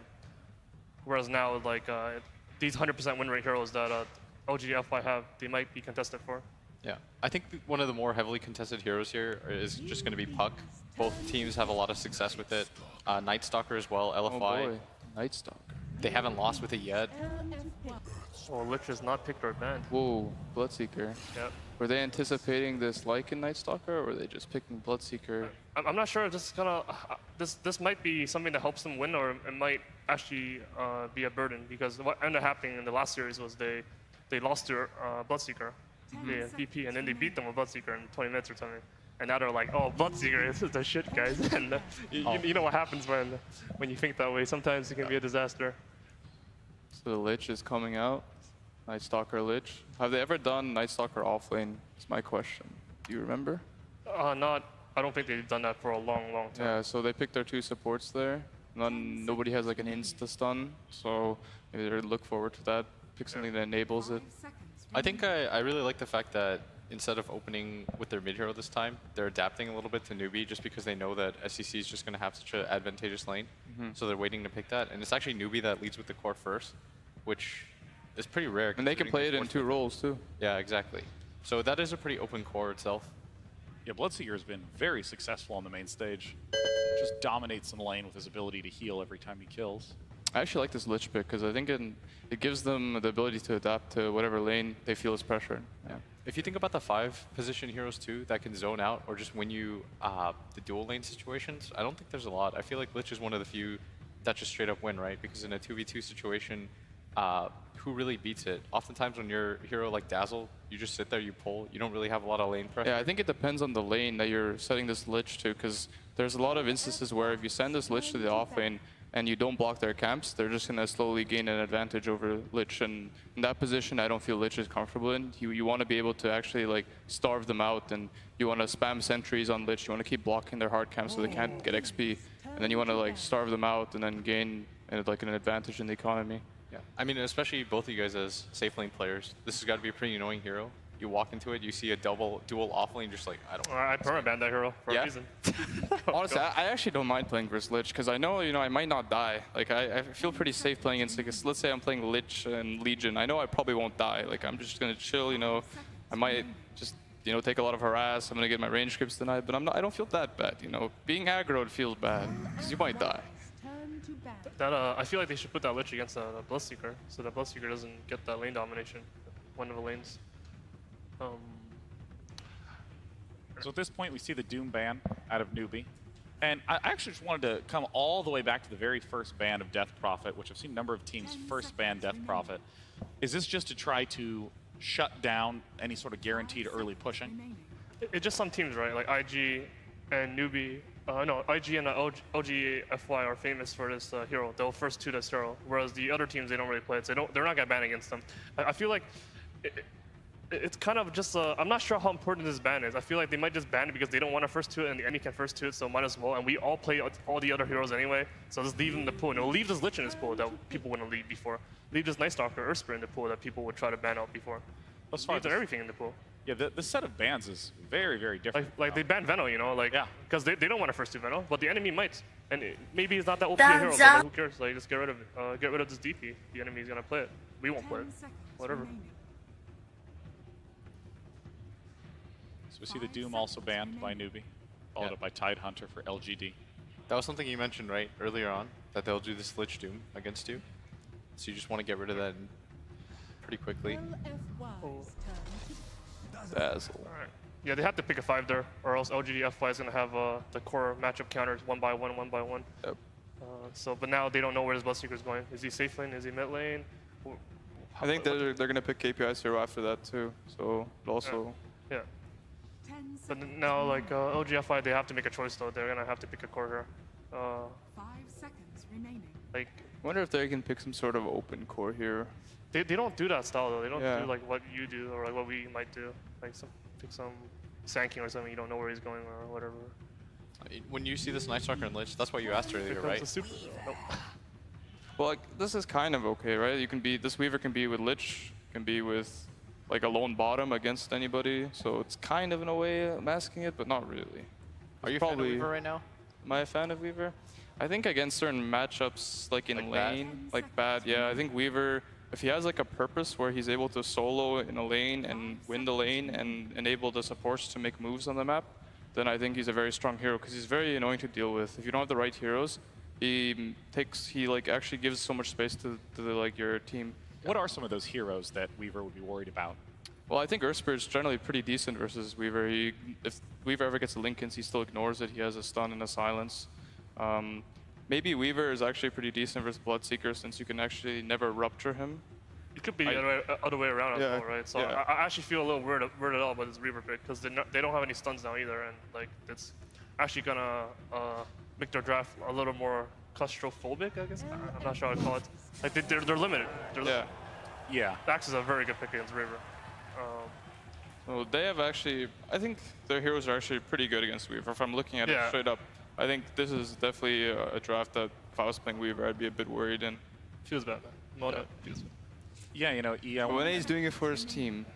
I want to echo the thing you were saying earlier. I mean, PPD has brought this up a lot, that the teams that have been very low on stuns have really struggled. The teams that have been low on initiators have really struggled. And if there's just not that many good ones left in the draft, I mean, Tidehunter's gone, Nyx is gone. Batrider's gone. That's the most important one for this and Puck. Because they both would have been very nice here. I wish I could see the hero list. No, you know what I mean? Yeah. I can use the power of this laptop to get you that hero list. Yeah, sounds good. So what do you think for LFY? They still need 2 cores. I think they lack teamfight. I feel like they need a stunner pretty badly right now. Oh. Well, I mean, it's a good pick, but like. Yeah, this is teamfight. They need. I mean, they have Night Stalker, so they, even if they only have 1 jump, that's enough, honestly, because they will generally have the better vision, so they will be able to get the jump. And they have a Deucer who's gonna give vision just by running in. And they really need a jump, though. Yeah, they'll probably get one, right? There's gonna be enough, like some Legion or something. Who knows? Like, whatever. Do you really fear Newbie's late game too, though? Like if Newbie plays a split push game and you have these kinds of heroes on LFY, are you even that worried? Late game? No, you're not worried at all. When you pick this Lich, you're generally gonna go for his late game style because the hero just like armors a tower and you just stand behind a tower with your own ice armor and they can't push. That's what I mean. I think a lot of times if I saw LFY's lineup, I'd be a little bit confused just because they can't really start a fight or anything like that, but they can counter the fight really well. There's not enough burst damage. Like you're gonna rupture this Medusa. It's not really gonna do too much. Even if you blink call somebody, Medusa just counter initiates with Stone Gaze. None of these 2 supports are too bursty. They're more long-term DPS over the course of a fight. And I think LFY actually matches up okay here. There should be enough stuns left though. Like there should be a hero here. I can only think of Legion right now. I'm not sure if that's a pick though. It doesn't. They banned Void, so they're also thinking that LFY needs one of those jump heroes. They need somebody to abuse vision for them. They still have Earthshaker in the pool. Oh really? Yeah. Last pick Earthshaker? Yeah. Does that complete their lineup? That'll be fine. They don't have any dagger farmers right now. Yeah. Like it's good against Axe too. If Axe jumps, you just stun him. Run away. It's nice to have a dagger hero. Their lineup's not that greedy either. They can get away with a dagger farmer. Yeah. Every captain I've ever worked with just says you always need a way to start a fight. Yeah. Regardless of how well the game goes, if you can't start a fight, then you just need to be able to, like, when you put a ward down and you see them, they want to deward that ward, right? Yeah. And you want to be able to actually go on that person confidently and you'll kill him. Or else, if you don't have a way of actually initiating like clearly, then it becomes very hard to play. Like the enemy feels like they can move around and take like control of the map. You could do something like Legion though as well, like Envy said. They banned no, I think they should shake her. I wouldn't recommend Legion against Dazzle Axe. It's a bold pick, but they banned anti-mage, which kind of means like Legion's better. Like you can't remove the call from Axe. So what do you do? What do you have, like DS, Shaker? Shaker. He's just there. He's just chilling. There you go. The last pick Shaker. Now, what about Newbie? When you look at this lineup, what can they do well right now, and what do they need? So Newbie needs to make a decision of, you know, they need to put this Bloodseeker mid. Probably not going to do that, so they're probably going to think of last pick hero for SEC. They need to win this game in 25 minutes. Yeah, so I'm thinking he's going to pick Sniper here. So they need just an extremely strong mid laner to fare against the Medusa to set themselves up for a quick I mean, the way that Newbie plays is they want SEC's hero to have a kill potential on the enemy mid. Like if Kaka rolls in on his Earth Spirit and Faith comes in with Dazzle and they all like converge on this middle lane, they want SEC's hero to be able to actually assist in that and kill and help kill quickly. Sniper is a very good pick. Yeah. I agree. Like, sure, he's against a Night Stalker, but who cares, honestly? Like, they don't have other heroes that can come and hit him. I mean, you can protect him too with Dazzle. There we go. Sniper. Yep. Strong reads. Wow. I mean, comments. I think SEC sees this like Deuce matchup and he's like, yeah, give me Sniper because he won't do anything to me. Well, seen Sniper do well before, and will it be able to succeed again? Newbie versus LFY, Game 1 of the Winners Bracket Finals begins now. Thank you very much, and indeed, Winners Bracket Finals. I'm OD Pixel, I'm here with Fogged. We've got the beautiful LFY against the incredible Newbie. We're seeing the lineups. The crowd here today is looking absolutely phenomenal. The arena is absolutely packed. It is jam-packed, all the way to the top. We're going to get some incredible Dota here. There's no doubt about it. These final picks right up until them. SCCC, we saw him debut with the Sniper on the main stage. He's looking to do it again. And that last pick, as mentioned by MV, he knew it was going to come out. Yep. Artfu grabbing the shape. It's a confident end to LFY's draft. Yeah, so they are going to be running offlane Night Stalker then. So that is a change up. They have not ran that here. I was looking at it before. I don't believe at any stages. Maybe in one of the group stage games, didn't get to scroll through all of them, but big change up there. Getting that Earthshaker last pick. LFY has a very late game centered lineup, while Newbie looked to favor more for the laning aspect. But like the panel said, Newbie is on a bit of a timer here, unless SCCC is just able to get incredibly farmed in that mid lane, which could happen. I mean, he's versus Dude, so he doesn't really care too much versus that hero. I mean, so overall, do you have a draft that you prefer out of the two of them? Oh, yeah, LFY. LFY's looks pretty damn good. They have the ways to delay the game with the Lich Armor for the Dusa. Dusa kind of just stands your ground. You get ideally versus with a Bloodseeker, you want to pick it versus like something right away. You see Lycan, something that you counter. But now they have a Medusa. Eruption just stands there, just like come at me. So it can be a bit tough right now for Newbie. But we'll see if they're able to get away with the lanes and snowball off that. And let's see what sort of lanes we do get out of it at the start. See if we see anything sort of switch up. Maybe even as we've seen time and time again, DDC and Inflame grouping up together to run some sort of a dual lane aggressively. There we go, the Chinese memes coming out there with the good luck boss, directed of course straight to young Inflame. A lot of respect for each other, these two teams. I was chatting with Jack about it just before the game started, and he was like, yeah, these two, I've played each other so many times. Newbie has an immense amount of respect for LFY, as vice versa as well. Yeah, and I think as the panel was saying, well, overall, as the record, normally LFY, the ones to come out on top over these two. So a massive series, of course, for both of them, looking for that direct, moving forward towards the grand finals here at the International 2017. So the couple last, I think yesterday and even the day before that, I saw a lot of this Earth Spirit Bloodseeker duo. These two can actually cause so much ruckus in the laning phase. We saw that incredible performance by Baboka when he was playing that. If he can identify when the lanes start moving, he has to just see where the Earthshake's going and try to punish those weak lanes as the Earth Spirit. But the thing is that he doesn't really have the best kills, like kill lanes, right? You look at the heroes, he has the only one that he can really go on is with the sniper. The other lanes are just not really the greatest to make the rotations until they get more levels on. So he needs to time his rotations once the Axe gets like the call up, once the Dazzle has a couple levels too. He needs to be a bit patient on the Earth Spirit this game. And it'll be interesting to see how much attention LFY put towards that mid lane to try and give Super that start against the SCCC sniper, because in this matchup, 1v1, it can become a bit of an issue for the Medusa in the early levels, can't it? Yeah, a little bit. The sniper just doesn't really care. You're never going to really get hit by Snake unless you're out of position. But it's LFY. It's with Super. They're just like, Super, good luck. You got your matchup. Have fun. Yeah, an incredibly solid mid laner. We'll come there once or twice, but other than that, you're going to be left alone in this game. So we look at the wards coming out from both teams. This is one of the big things that a lot of these Chinese teams have been doing, how much they emphasize on an early warding game. Pulls blocked all over the place. Double pull block as well. Look at this up top already, making a bit of a go onto DDC. They have the roll connection and the battle hunger. Not enough to get the kill. Yeah, they swapped the lanes up actually. They put in the Bloodseeker versus the Weaver matchup, and they want the Bloodseeker to pretty much be avoiding this Night Stalker Lich duo so he can get farm. KP can get farm anyway as an Axe there, but there's actually no pulls available for him to be able to, you know, get more levels on the Earth Spirit and the Axe. So they're going to suffer a lot versus that Lich Night Stalker.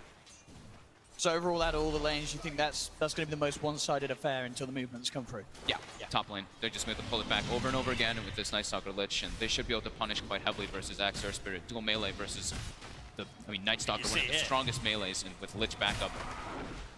Yeah, Inflame there just going in, giving Kaka a right bit of harassment, and very little that KP can do to pull him off at this stage, just with the level 1. That 1 point in battle hunger. Kaka is now going to be able to find that D ward, so they will have a pull open in the next 30 seconds or so. Super important in this lane. They cannot get the lane back into their favor whatsoever versus this Lich Night Stalker if they don't have those pulls up. Yeah, other lanes, I mean, bottom lane, Monet certainly struggling with the superior CSing potential of this Bloodseeker, as we can see 8 for 2 on Mugi compared to just the 3 on Monet. Mugi's starting to push the wave in, and with the backup of Faith, I mean, this lane as well, for Newbie down here, this Bloodseeker's going to feel incredibly safe and confident. Yeah, pretty similar kind of situation as top. It's just now the Weaver will always get a bit more because the lane is going to be pushing into him all the time from that Dazzle heal that does come out. And they only, it's like Shaker Weaver. They can isolate once they get a Fissure block if the Dazzle's out of position, but they need a couple levels on that Weaver first for the Swarm to add up with the Geminate. Looking towards the mid lane for the time being, it's been incredibly even. Kaka to come in with the roll, trying to see if they can at least harass Super out. This would be nice for SCCC. See if he can now break himself ahead a bit. On the CS so far, 8 for 10 on the Sniper, 8 for 7. An incredibly even mid lane matchup in terms of not just heroes, but of course skill as well between these two. Yeah, that one's just massive trade farm lane. As long as the Sniper doesn't get hit by snakes, which he shouldn't, so. Super's got to be careful though. Yeah, Kaka's staying in the area. Only level 1 still, but making the committed roll. They still got Shrapnel. That's Super. That's got the shield up, of course. Should be fine. And he's still got the salve available, so should be able to stick around. Indeed he does. But yeah, definitely the presence of this Spirit starting to create a bit of a lead here for SCCC in the mid lane. Kaka's level 2 now, trying to keep that consistent harassment up on that mid lane. Can't really, like we said, that's the only lane that he can pressure really at this point. Once he gets more levels up online, then they can start going for maybe some support kills if they catch people out of position, but the rest of their heroes don't really do that just yet. It's really just playing around the sniper. Bottom lane as well. Are you a little surprised that Arfu hasn't been able to do much more in terms of trying to keep this Bloodseeker away from the free farm? Because as we're seeing, he's sitting at the top of the CS, and this bottom lane is going beautifully for Newbie. Well, the thing is that the pull is blocked again. That's what we were talking about. The wards in these early games for these Chinese teams are so important because they're just trying to maximize the farm and maximize their levels as best as possible. They can't really threaten a Dazzle lane with the dual lane. There's just so much heal, so much sustain coming out of it. So he can't pull too much. Now he does. He's able to get one pull and a stack off at least. So that's going to help LFY's bottom lane a lot. As you see there in the river, Arca getting eyes onto DDC. They did bring SCCC along as well, but not quite the catch for this Lich. First nighttime, see if they're going to be able to do anything. The Earth Spirit leaving the top lane is actually really benefiting Newbie. That Axe is just free farming pretty much up there, and with the pull starting to open up too, he's going to be able to accelerate his farming growth. It is nighttime now though, so we're going to see what can happen off of that.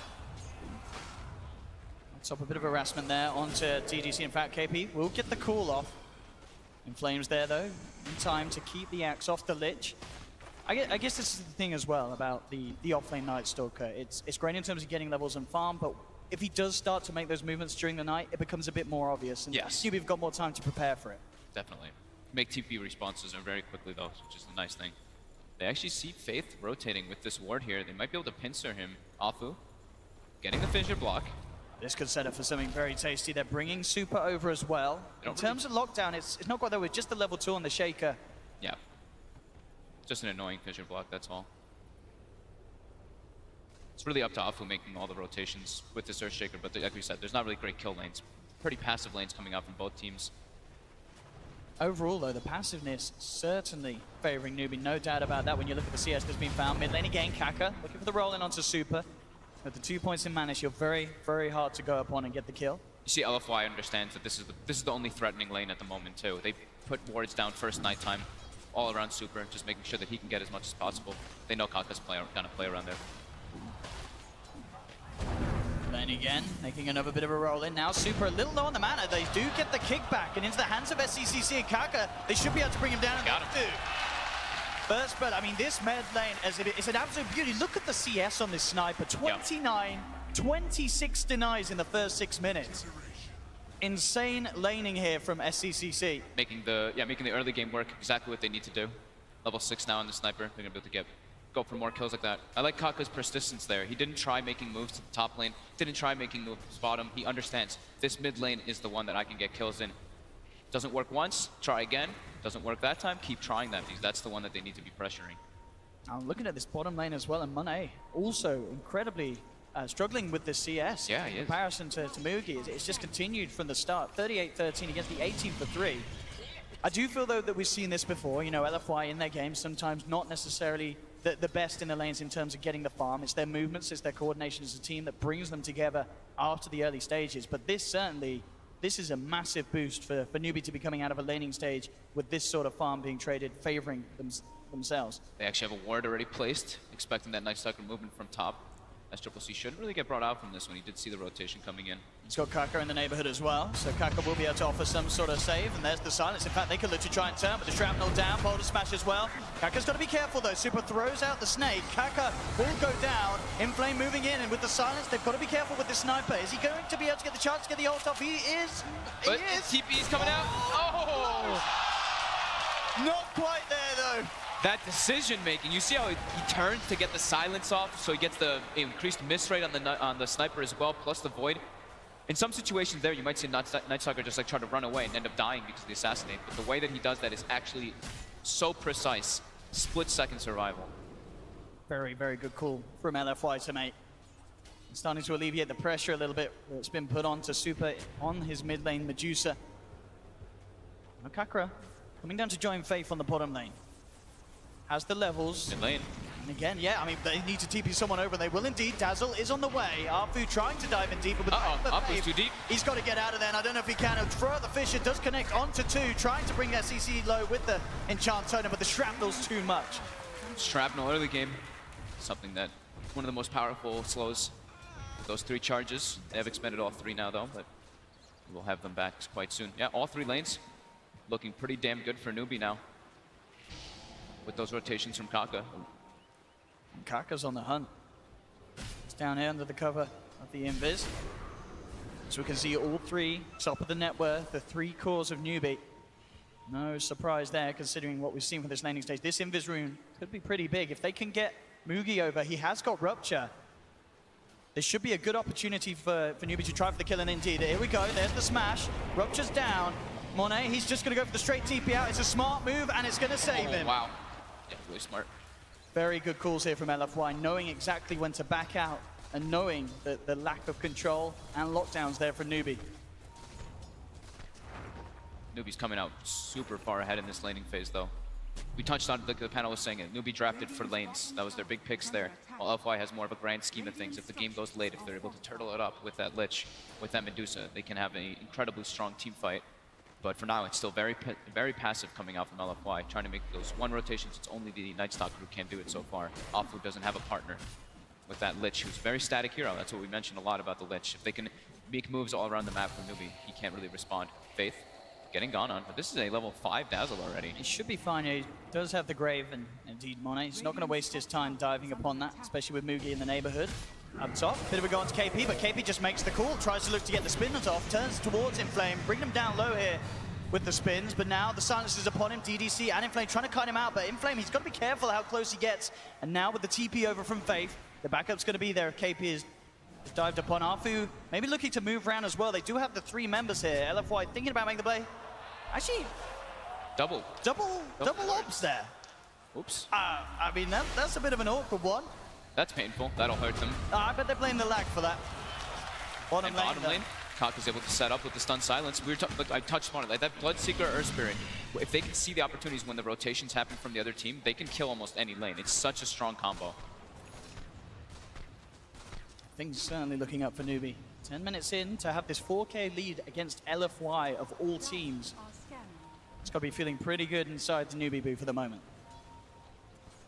Yeah, their lane decision is really what's causing this to happen. Should be in trouble here. Arfu's there as well. Has the Fish of Faith. No chance to do anything in reaction, LFY.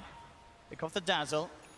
4 members at the moment up here on this top lane. We'll see if they can get anything else done. Starting to put a bit of pressure on as well as Monet moves forward. Yeah, having this Axe just sitting top when they did that Bloodseeker Dazzle lane bottom was just genius. I don't think it was expected by LFY. So it's really hurting them, and Newbie's getting further and further ahead in this game. Big situation is going to be when KP gets that Blink Dagger on the Axe, and he's getting there already. He's got Ring of Health with boots and 800 gold away on that Axe. Very good start. Yeah, I mean, if they can get that and Newbie can start to move around, I mean, just even with the Axe and the Bloodseeker trying to invade LFY's jungle, keep tabs on Super's Medusa, they are going to be in a perfect spot, especially considering the farm that SCC's got. I think we just looked and he's very, very close to having a Maelstrom. Yeah, almost tried to Maelstrom already with the killer. Continuing some pressure onto Super.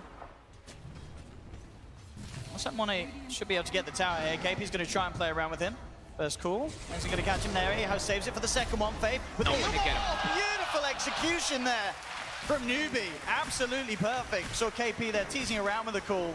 Catches him in the second. Very, very nicely done. At the same time, Mugi gets the final touch onto that bottom tier 1 tower. And LFY they're in some serious trouble, to be honest. This Weaver is very, very shut down. Half of the net worth of the sniper at the moment already, and it's only 12 minutes in. And with KP having that money now for the blink, I mean, as we've just seen, if he just gets a call on this Weaver with a +1, it's pretty much a guaranteed kill every time. On top, Newbie. To be careful, LFY have moved over. Inflame and Arfu looking for some action. KP's down there. Rather hard target to go for, especially with Faith in the neighborhood. We'll drop down the Weaver. They'll throw out the chain front. Just go for the TPI. He's not going to make it, though. Arfu from the high ground with the Fisher. Enough to shut down KP. Now they'll look to try and get more out of it. The tier 1, of course, already gone. Faith, nowhere to run. He has got the Grave. Does have the TP, but realizes that there's no chance of getting out with the potential of the Void. The stuns from Arfu, and Inflame will clean up a double kill off the back of that play. Monet could be in trouble bottom. Kaka's invis on top of him.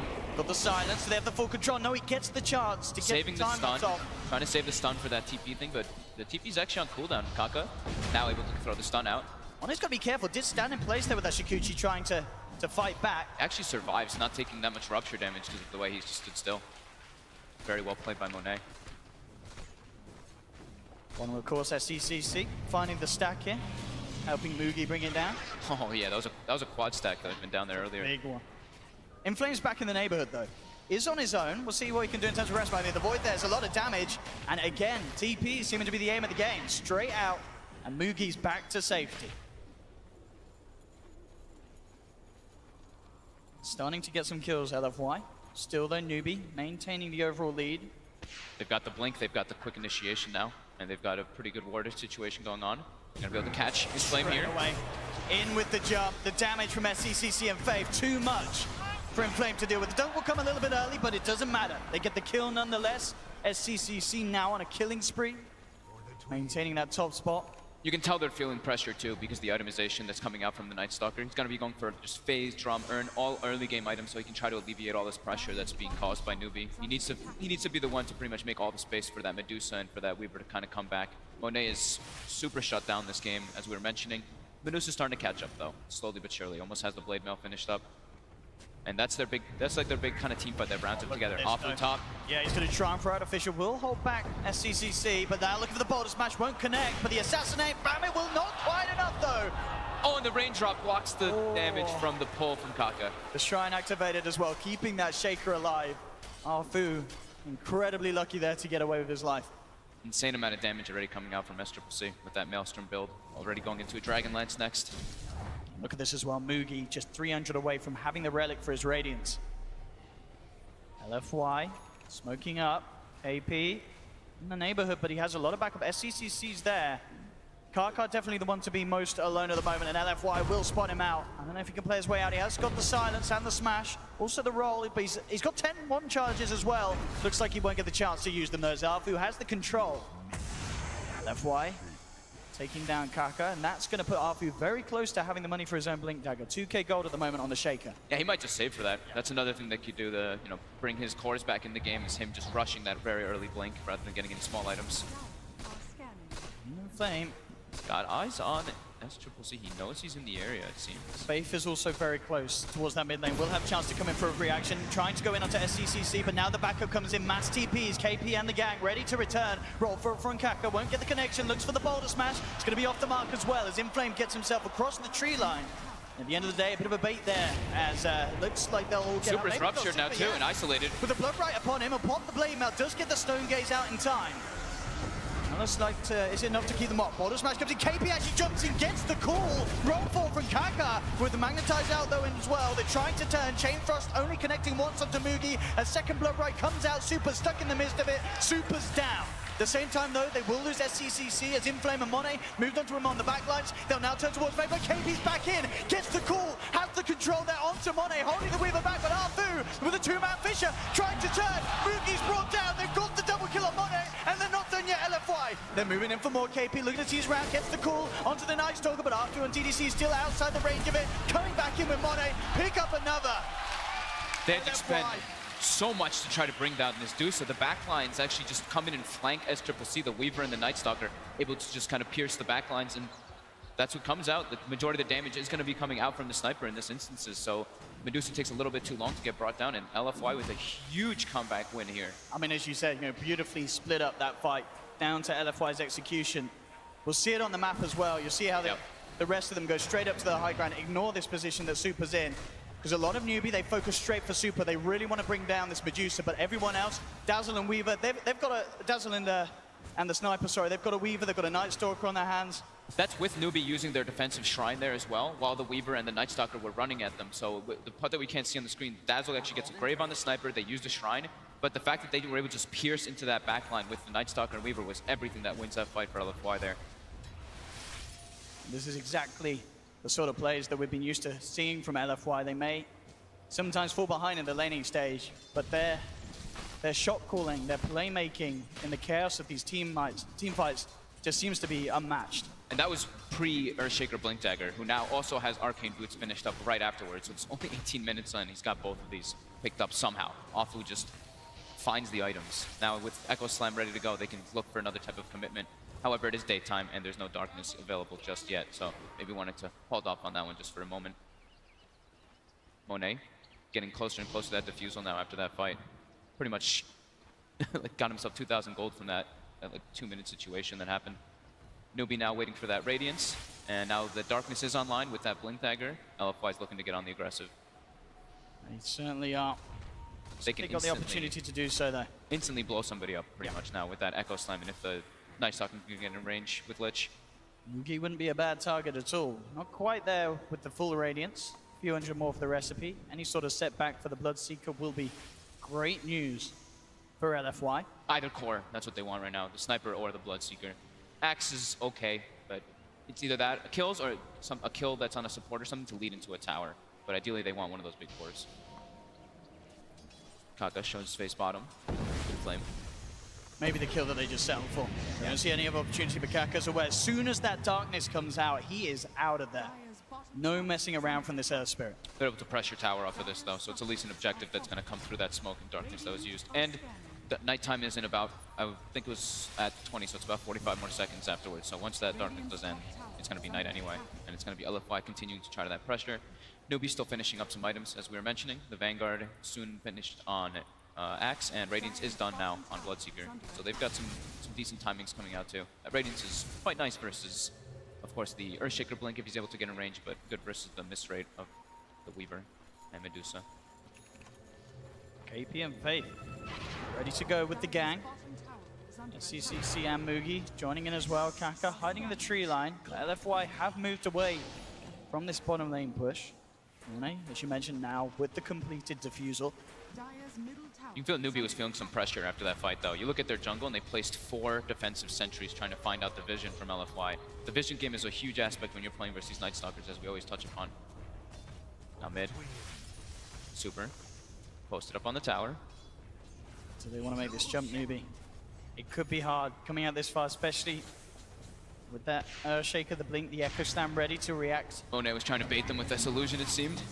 Walking it up, but getting hit by the shrapnel and the blood, right, and they get cleared out quickly. But tower actually gets denied by SCCC there. Nice little peep shot there from SCCC. Cute. And still, both teams keeping themselves well aware and away from each other. Making their way actually into the Roche pit with the Swarm. Makes it a lot easier to be able to bring it down.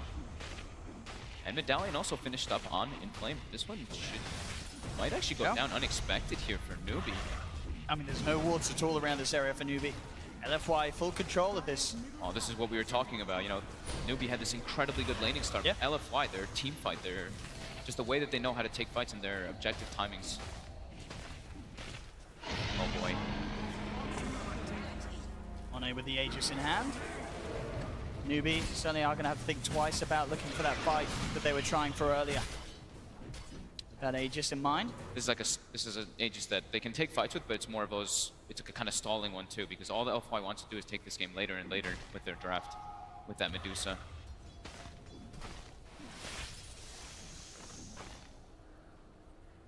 What's the play now for Newbie? LFY pushing in this top lane. They have such a fear factor now. They don't want to make any aggressive plays into an Aegis. Yeah, this game over the last 5 minutes or so has suddenly become so scary for Newbie. You can see it there on the net worth, a real swing around there as LFY take the lead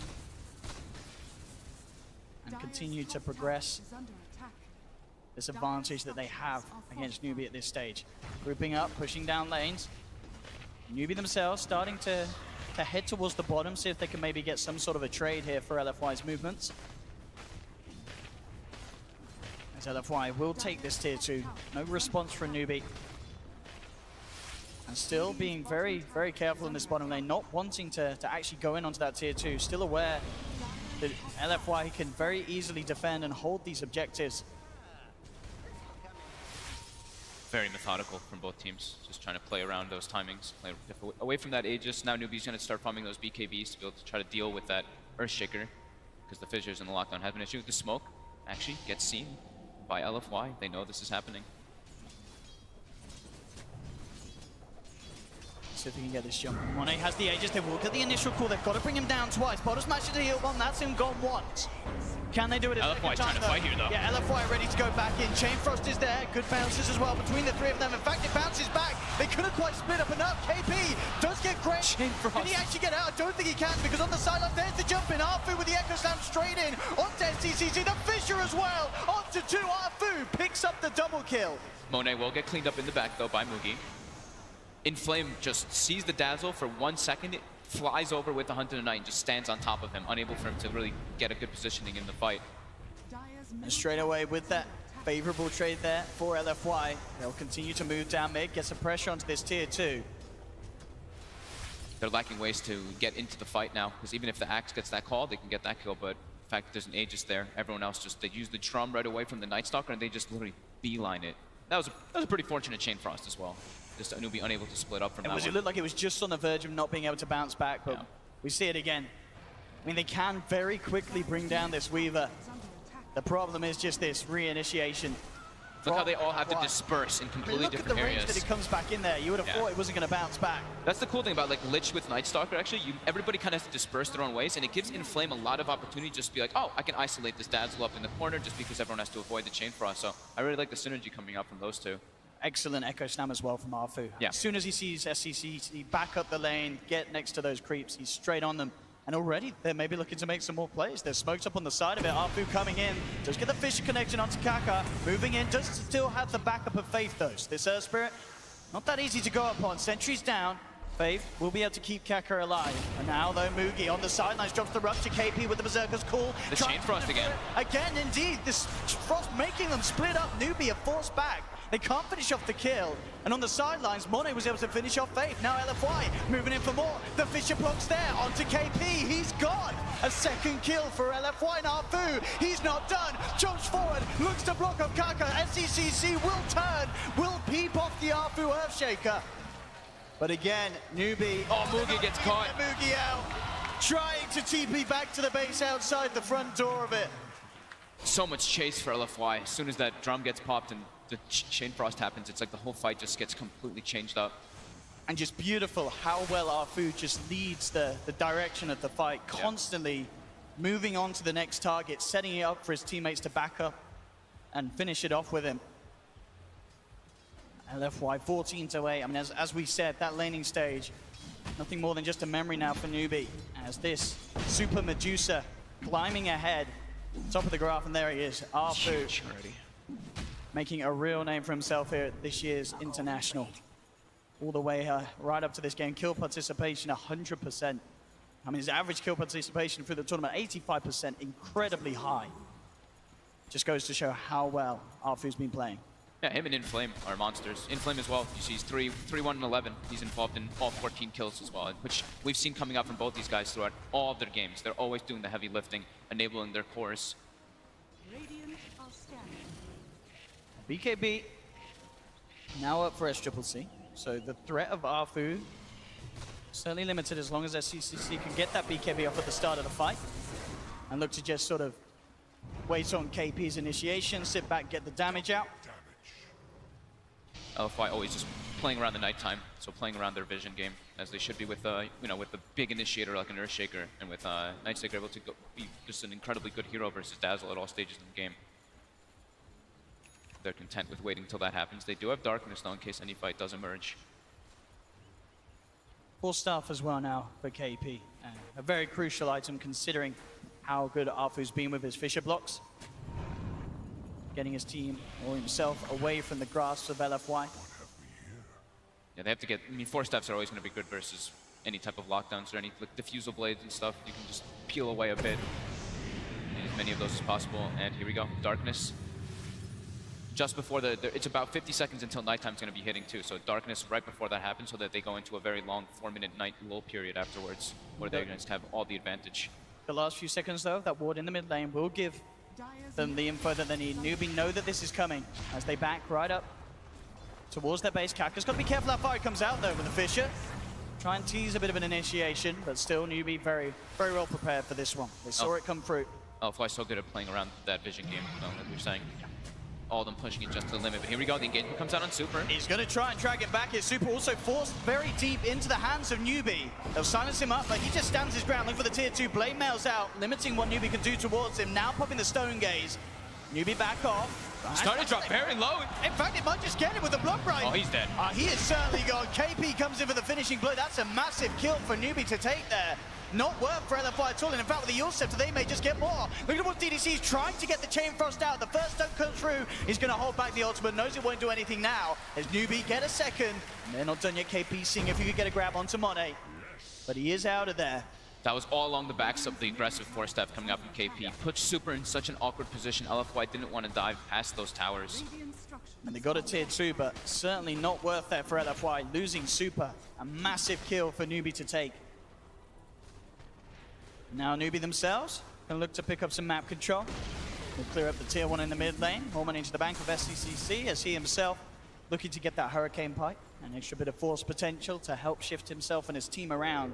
If they can ever just peel the way the fight from the sniper, that's where Newbie shines. Because then they can even, if he's not getting hit by anything, they can even throw Blood Rage on him. And a Blood Rage sniper in some of those team fights, if they're not on top of him, he'll just be destroying LFY.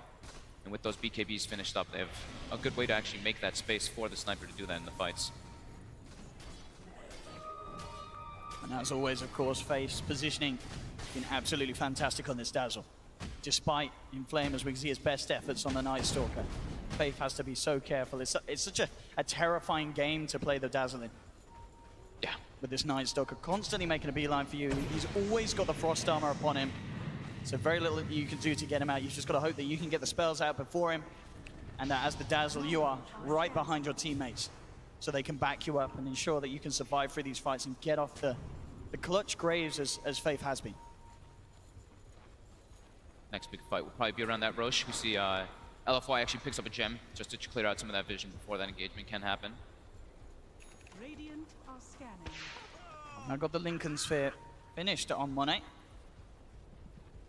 So we'll feel a little safer from that dunk potential and the rupture, of course. They've got a Yules finished up now too on Afu. This is one of the best items actually to get versus Axe. Because as soon as the Axe blinks and calls, you just throw them in the air and then you'll alleviate a lot of the damage that's going to be coming out. Kaka's got an Invis rune here. See if he can set anything up. He's looking towards Super. They've got a gem though. LFY, and indeed they see him straight away. The gem is revealed. Newbie not quite expecting LFY to have that one picked up yet. And it will warrant them a kill straight off the bat. And Roche is up, and that's 40 seconds without him. They could maybe try to go for something here. Newbie's going to start throwing spells in there, some Blood Rites, some Shrapnels. I mean, they do still have good fight potential around the pit, but with a man down, it is risky. There's no doubt about that. They're trying to take the fight instead first, while Kaka's dead. Aggressive leave, though. They're all losing a lot of armor here. Got the Yules onto KP. Fisher up with the Blood Right down, puts LFY off from moving up the high ground to look for more. They had the Butterfly being delivered too now for the Medusa. So with that level 20 as well, so he gets the plus 600 mana and a full Butterfly, just became incredibly durable. Now double evasion stack as well, and they've got a Solar Crest on top. They can actually make this Medusa's be sitting, pretty sure over like around 60% evasion rate with that Butterfly, Evasion Talent, and Solar Crest. LFY again in the tree line. Waiting for Newbie to poke their head out. KP will jump forward to clear the wave. And now LFY looking to go and get the silence. Immediately with the force. Gets himself away from the Fisher. Now the rupture onto Super. But can they kill him? He's got the Blade Mail out. Chain Frost bouncing back to Kaka. Kaka's gone. Down for 50. Super's got to be careful though with the rupture still upon him. Arfu on the back lines holding KP back. Making sure that there's no chance for the Axe to get in on an Echo Slam as well. Arfu and Inflame teaming up. Tag teaming down the Axe. KP's gone. And now Faith's in trouble as well. Trying for the Shallow Grave TP out. Do they have any cancel? They don't. Faith will escape. Now they go for the Roche. They wanted to take that fight like we were talking about. They've run to just beeline up there. The Medusa, no fear. With that extra durability that he gets from level 20, he's just way too tanky. He also got Blood Rage. And I think when he got the kill on Kaka, he healed up as well, so that made Newbie not want to go. And yeah, free Roche now, and that's Aegis Cheese with a superior late game lineup that we were talking about from LFY. Yeah, LFY hitting their timings perfectly. And again, I mean, we're seeing it time and time again. They're so good in these fights and knowing the targets. You see straight away looking for the Axe, but immediately Arfu, he cares about one thing. He cares about KP getting in on the action.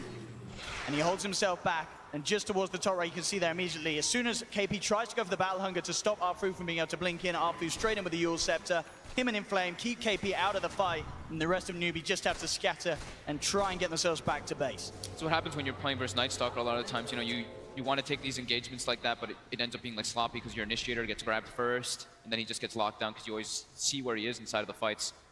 So Newbie needs to have, of course, the Axe get those fights. For him to start the fights with Kaka to follow up, but playing around that vision is extremely difficult. And I mean, as you said, just the fact that this Medusa is so massive, super farmed, yeah. Looking pretty much unkillable at this stage unless Newbie can really rip the team up out of him apart from around this Medusa when they go for these 5-man plays. But as we've seen, in the state that they are at the moment, it's become incredibly hard for them to do. Yeah, the only real damage is coming out from Mugi and from the sniper, so they have to, the Bloodseeker at least has to run all the way into Medusa, and all that happens is the Stone Gaze gets popped, and there's no way you can do damage there while the sniper is scared, because as soon as you pop BKB, the threat of a Night Stalker running in or an Earthshaker Fissure coming out afterwards is there. Yeah, MKB that's coming out next for SCCC, obviously an absolute necessity. Needs way too much evasion on this Medusa. We're going to see Super going for that very tanky build that we always do see, the Eye of Scotty next, after that Manta Butterfly. Things again slowing down, but as we've been saying, this is always going to favor this LFY lineup. Yeah, and they've, I mean, with Aegis Cheese too, they're feeling pretty damn strong, and this is where Monet gets to catch up, because he's still not really farming as we usually see Monet have those games. Like only 3-3, he did get pressured super hard, had an impossible lane matchup as well, but he's on the road to recovery, and it's the Dusa that's the head honcho. And again, LFY with the darkness, looking to invade Newbie's half of the map. See how far around they want to come. Invis on Afu too, she's looking for something. Dire's bottom tower is under attack. Looks like they won't come too far over. I mean, at the most, just making sure the space is there for Super to start to power down this bottom lane.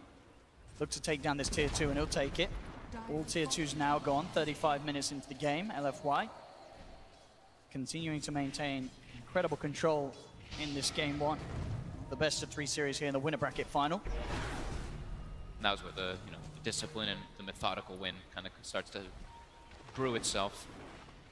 Not want to take any risks, even though they have Aegis Cheese. They can just let the fights come to them, and yeah, when like, we keep beating over to death, is that they have the late game, so they don't really need to make any over-aggressive plays. All kind of playing around each other. Everyone, pretty much all near each other. All of LFY. Newbies trapped in their base now, all the farm. Just ticking up more and more for LFY. I've got the money on the sniper now for SCCC to finish off that NKB.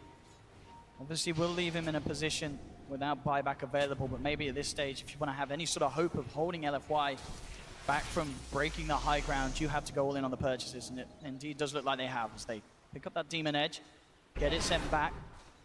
He's like the only real damage for the Dusa, honestly, because the Bloodseeker going in to do damage is just, it's not realistic. Map control favoring LFY more. Monet finds himself a DD bottom. Maybe this is where they try to go for an aggressive play. I mean, this is ridiculous. Super, he has the money for the Skadi now. Yeah, it's complete, just like that. Matter of minutes, that's there. Inflame now also has a Lotus Orb, so they have all the potential to just buff up Super, allow him to sit on the high ground. Yeah, just throw everything on him. How can Newbie put a stop to this? 570 GPM Dusa. After he got pressured a decent amount by Newbie in that lane too, he just sat back, farmed Ancients, and he's that thing that brings the whole team together with that Stone Gaze. It's impossibly hard, it's almost impossible to fight around. Arfu sort of working on his luxury items as well. Shadowblade up next, and he has the money to pick it straight up. It's always nighttime too, so Newbie, like, they just can't leave their base, they can't get any more farm coming their way. It's only going to be the sniper clearing out those waves that push in, so everyone else's farm is just going to get hindered more and more. KP's farm has mostly stagnated after the laning phase, after he died twice. I mean, how do you break yourself out of this sort of position that Newbie are in? Do you have to sort of go for a YOLO smoke out of the base, or don't think they can. Waiting and hoping that LFY do make a bit of a mistake on the high ground attempt? I think that's pretty much what you have to come down to. Smoking out into nighttime, that's asking for mistakes to kind of happen from Newbie. You're playing around no vision. And the scan came out from LFY in the Newbie base, and they caught him, so they know that Newbie's just stuck in there. And the lead will continue growing more and more for LFY. And LFY more than happy to sit back, get these items. Monet as well. Yeah. Nearly has the Scardian. He's getting up there. He's almost tied up now with the Bloodseeker. Yeah, Bloodseeker can't farm. Just sends Manta, Radiant Solutions to try to get anything. And I feel like we've just seen this sort of position that LFY have managed to force another team into time and time again, where 30 minutes in, they just make the map theirs. Both halves, full reign of it. They have deep wards down as well. Now, I think here comes the desperation smoke from Newbie. They know that they have to do something. If the game continues like this, it's very unlikely that they can have any chance to swing it around. They have to go for these high-risk, high-reward plays. Yeah, the Aegis gets reclaimed, and right now, they're just sitting in their base. You know, they're not really playing Dota. They have to be able to do something to get back in this one. So this is their smoke. They're trying to make something happen. Try to go for some big pickoff when someone's separated from the team.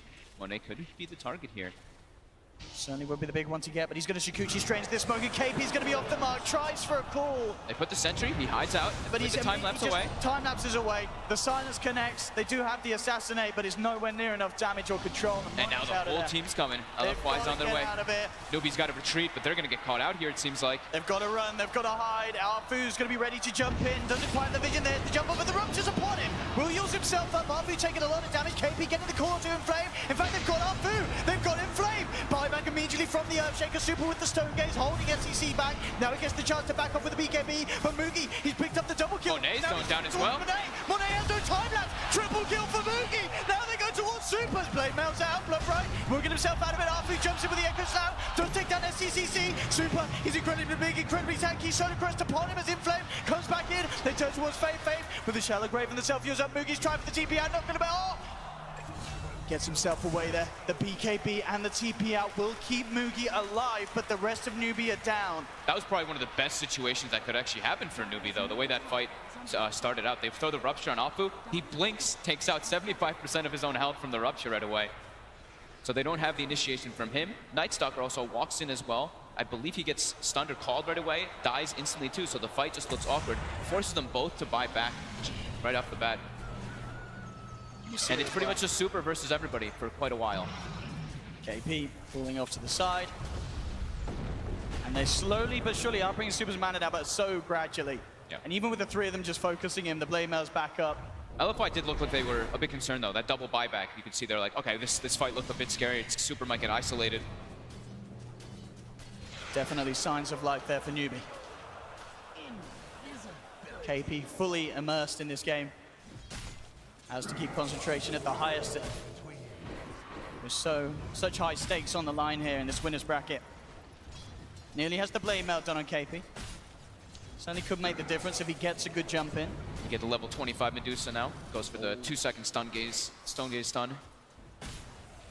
A 5-second stone duration. If anybody actually gets caught by that one, it's pretty brutal how much the Medusa actually can deal with the item build that she has. But Mugi still has a good matchup, you know, versus that Weaver. You saw what happened in that fight. As long as he has vision of the Weaver for a couple seconds, he can just run at him with that movement speed that starts to build up in those fights. The gem going to be picked up for LFY. I believe they did lose the last one in that fight. But I mean, Super's building into more damage now, too. He's close to the MKB. Well, yeah, okay, still got a bit to go. Still a bit to go, but he's still so far ahead of anyone else in this game. 24,000 net worth on this Medusa. As you say, capping out on the levels. Yeah, needing this MKB as well. Maybe preemptively expecting a sniper to go for the butterfly, but mostly for the Radiance at the current time. And if there is a Solar Crest, they'll come out afterwards. It's just a good damage item. And SCCC as well at the moment does have Satanic queued up. I guess realizing that these fights, there's never going to be a short one. If they ever want to have a chance of bringing down Super, it's going to be a game of sustain, of stamina. And Satanic, definitely an item that can offer that for you. Smoked up by LFY. They have Darkness available. Nighttime is in about 1 minute and 40 seconds. The line is drawn. They throw the scan as well. They know exactly where Newbie's positioned on this high ground. They will know there was some sort of vision there as the creeps did take down Newbee's ward. I mean, it could have been a sentry, but of course it was the gem. In fact, now there's the jump in. Look for Kaka. Silence out upon him. Arfu coming in as well. Yules will be there, buying some time. Kaka does get the boulder smash. In fact, off onto Arfu. Arfu, again, Yules up. But can they quite finish off the Shaker? They can. That's the Shaker down. Super now forces the rest of Newbie away on the sidelines. We're going to have Mugi trying to man up against Monet. Monet, in fact, might just go down. He's trying to scoot himself as well, but he can't get it. The Radiance burns enough. They take it down too. They're going to be able to dunk down in Flame as well. And Mugi's not done. Turning towards DDC. DDC trying to run himself away, but the chase down is there. They've taken 4. They may just get Super as well. They have the Berserker's call into the boulder smash. SCC sits back, gets the damage down. Noah's Gaming has got the cheese. Now cheese could be an issue. We'll see how lactose intolerant Newbie are. They're looking to man up against this Medusa. SDCC back on the high ground, peeping him down. The Stone Gaze will hit in onto KP, but Mugi's back in with the gag. So they're going to be careful. Step away from this, boys. They'll lose the Earth Spirit, but get the kill. Newbie somehow are doing it in these team fights, wiping LFY. With that high ground advantage, again, look at how much damage the Bloodseeker is able to do in these engagements. 8,000, I mean, we saw so many kills there, down to just that Radiance burn with the Blood Rage on the edge of it all. The fight got completely split up. KP was able to keep Medusa on the left side. Afu gets caught on the right side. Nightstalker and Earthshaker die right away. There's a lot of the control for LFY to actually get that chase out. Further Weaver and further Medusa to do damage. I mean, this is insane. Newbie just raising their game to another level to keep up and on par with that of LFY. Bloodseeker level 25 now too with that super low cooldown Blood Right. And now it's Newbie with the Aegis and Cheese, less than a 1k lead. Unbelievable. Let's take a look at how this fight happened. So they get Kaka completely segregated here, but Alfu blinks in and gets destroyed. And at the same time, Super at the start does a great job of forcing the rest of Newbie away, but it's on this side here. Monet trying to man up against Mugi. They can't handle Mugi. When he has that BKB pop plus that Crimson Guard, there's just way too much survivability coming out for him. With that gem as well, it's super important that he's the one holding the gem on the Bloodseeker. So he always tracks out where that Weaver is. Just a perfect item build from Mugi this game, with the Manta and the BKB having enough survivability. And we did see, of course, how hard it was for them to bring down Super at the very end, but they did do it. They take them all down. Rare mistakes coming out from Afu in these fights. That's twice now that he's gotten not able to get a good Echo Slam off at the start of the fight. It's also, you know, they were walking into the high ground at disadvantage. Look at that graph. Newbie. Massive swing. They're actually ahead now. This is insane. Considering how much control LFY had at the full board, and now Newbie able to take these fights back on an even level with the standings of LFY's team. That experience swing as well is massive. Almost 15k after those 2 situations that just happened. And I believe they got, did they actually recover both gems? I want to say I think Faith did pick up one of the gems that was left around the pit. So there's 3 gems now. There's 2 at base and 1 on Kaka. And now, I don't believe LFY can actually buy a secondary one just yet. No, because they recently brought it with Super. I'm pretty sure they did. It is, yeah, it's still on cooldown, I imagine. Yep. Yeah, KP and Kaka both holding gems at the moment for the side. We'll see if they do both continue to take them out. I mean, obviously great heroes to have them upon. Kaka can scout at this higher cliffs and search for the D-wards, and KP being their front liner, needing that vision to have a chance of catching down Monet. And looks like Newbie, they're coming out. They want to try and continue this momentum that they've recently found with this smoke up. They've got Aegis and Cheese, so. And they're wanting to attain map control after this 40-minute mark, where we see those runes, extra creep waves, etc. coming out. Flame, it would be a nice little one to jump on at the start, but immediately the darkness comes out. As soon as Faith has that smoke dispelled and Inflame's out of there. They're aware of some shenanigans going on down towards the bottom.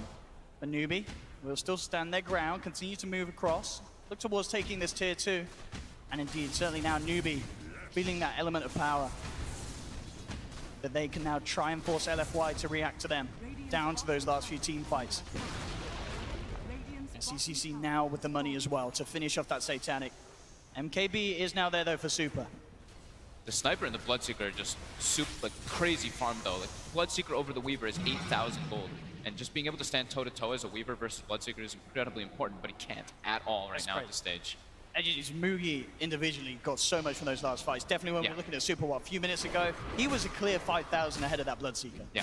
So the amount that he's got out of that is absolutely insane. His targeting the fights is just perfect. He's not trying to focus on the Medusa. That's what we said it before. The Bloodseeker to the Medusa, he can't really go for that damage on it. But if he can go around picking off the sidelines, if he can find the Night Stalker, the Weaver, that's the dream situations for Newbie.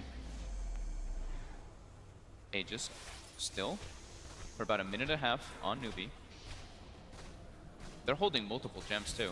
They're holding 2 of them now on the Axe and the Earth Spirit to try to keep track of where that Weaver is in those fights. Really nice use of the Manta style as well from Mugi, constantly sweeping the illusions round to the outskirts of the fight to make sure that there's very little chance that Arfu can get that blink in from the Shaker. Yeah. See how they react to this. SCCC slowly pushing down this mid lane. Very slow attack speed on SCCC right now with this build. No real attack speed items actually, just the treads and the Maelstrom. Haste. Some harassment assassinates that only do like 200 damage. Bit of a warning shot. Frost armor's out to the tower. Looks like it will not be enough to save it. Newbie take the tier 2, back off Super. Maybe see if he can get some sort of a catch there with a Scardy hit. Not going to be the case. With those double MKBs up, they can do quite a lot of damage to that Dusa. And again, with these wards that Newbie got out off the back of that push. And the Monet. Yeah, he gets the grab. Do they have the follow-up though? There's the boulder smash, perfectly timed with the silence as well. It's going to be close. Block rights the pot. Getting locked down. That's the Weaver gone. They take down Monet. And now LFY, they've got to be careful. There's the stone game for Super again. KP, he comes in, gets the call up. Super being controlled. They'll buy back on Monet, but Super, he's falling down low with the rope shot. He's gone. SCCC will lose the Aegis, but that's Medusa down. Monet brought back for this. There's the first silence. Do they have the control? Another stun. Flashes Arfu trying to hold the back, has the Echo Slam off the back of the Fisher. But there we go. Newbie still moving forward, looking for Monet. Kaka will get himself out of there. But Mugi's chasing down the Weaver. Monet has the time lapse. Assassinate is upon him. Will bring him down. No, not quite low enough with the Lincoln Sphere to block it. He should be fine. Level 25's got that movement speed to run away. But again, these fights from Newbie, I mean, Monet's got to be careful, Mugi. Still on the hunt. The rest of the team making their way over as well. But yeah, quite not enough catch to close that gap. But this is huge. Super down for 60 seconds. He forced a buyback out of Monet on his Weaver. They're chaining their CC so well. That was stun into silence, into another silence, while he's ruptured as well. And an Axe Call on top to so many different types of disable for this Weaver who does not have magic immunity. Could be considering that he may want to change up the build to go for that just because of this lockdown. You've got to watch KP. KP gets a grab on him. He's going to be in trouble. Fortification will be forced out. Newbie ready to push in. Maybe see if they can get a reaction out. Super jumping from KP, does get the grab onto the Night Stalker, dragging in Flame in, a weak limit came up. Is it enough to save him with the blood right? Pure damage, it should bring him down, and it does. Mugi gets the kill, the Chain Frost is out, but it's not enough to deter Newbie back from this push. Monet's ruptured in silence. The bashes as well, that's the Weaver down. For 2 minutes, no Monet. Does not have buyback. And now Newbie, they're closing in on the bottom ranks. They'll easily take this one. Can they take more out of it? Wow. The mid lane's pushing in. They've already found the tier 2 there. They can look for a second lane. Super will be back up at 100 seconds without this Weaver fog. This is definitely problematic. Braxtery dropping down now too. Multiple wagons. KP goes for a call. Try to Fisher block him in. Won't quite get the block off. KP will be fine, but slowing down this push from Newbie. LFY really not wanting to lose a second lane of Brax at this point. But you also have the Medusa to push out these stronger creeps, but still, Newbie gaining a good grip on this game. 14,000 net worth lead now. KP again on the outskirts looking for that jump, and he's going to find it. Trying to find him. The Medusa starting to drag him back. We'll get Glimmer caped up, so Super will be fine. Can't quite drag him all the way out of the base as KP would have hoped to. 2 shrines expended there by LFY. KP again, Battle Hunger onto Arfu. No chance of the blinking from the Shaker now. In fact, KP again going in onto Super. Boulder smashes there to follow through as well. But now with the Fisher block, KP could be in trouble. The Scardy slowing him down. Silence upon Mugi, but he beat KP's. Backs off. They get another melee racks. Can they put it? But no, KP comes back in again. Gets the call off onto Inflame. Inflame's gone. Super moving forward with the Stone Gaze. Mugi, here he will get taken down. Big kill for Super. Up was here too. SCCC. Arfu has the control with the BKB. The same tactic. SCCC. He turns. And they call it. Cheers called. It is over. Wow. Wow, Newbie. What a game one. That turnaround. I can't believe Newbie did that. trap. Mugi really stepped it up there, but what ended up happening is that LFY were really reliant on making sure that Apu and the Nightstalker are able to get into the fights, because they are the catch. They're the chase for LFY's lineup. If they don't have that lockdown or those type of slows for the Medusa to get into the fights, we see what happens. Newbee's just able to prolong the fight with their massive amount of sustain from the dazzle, from the weave.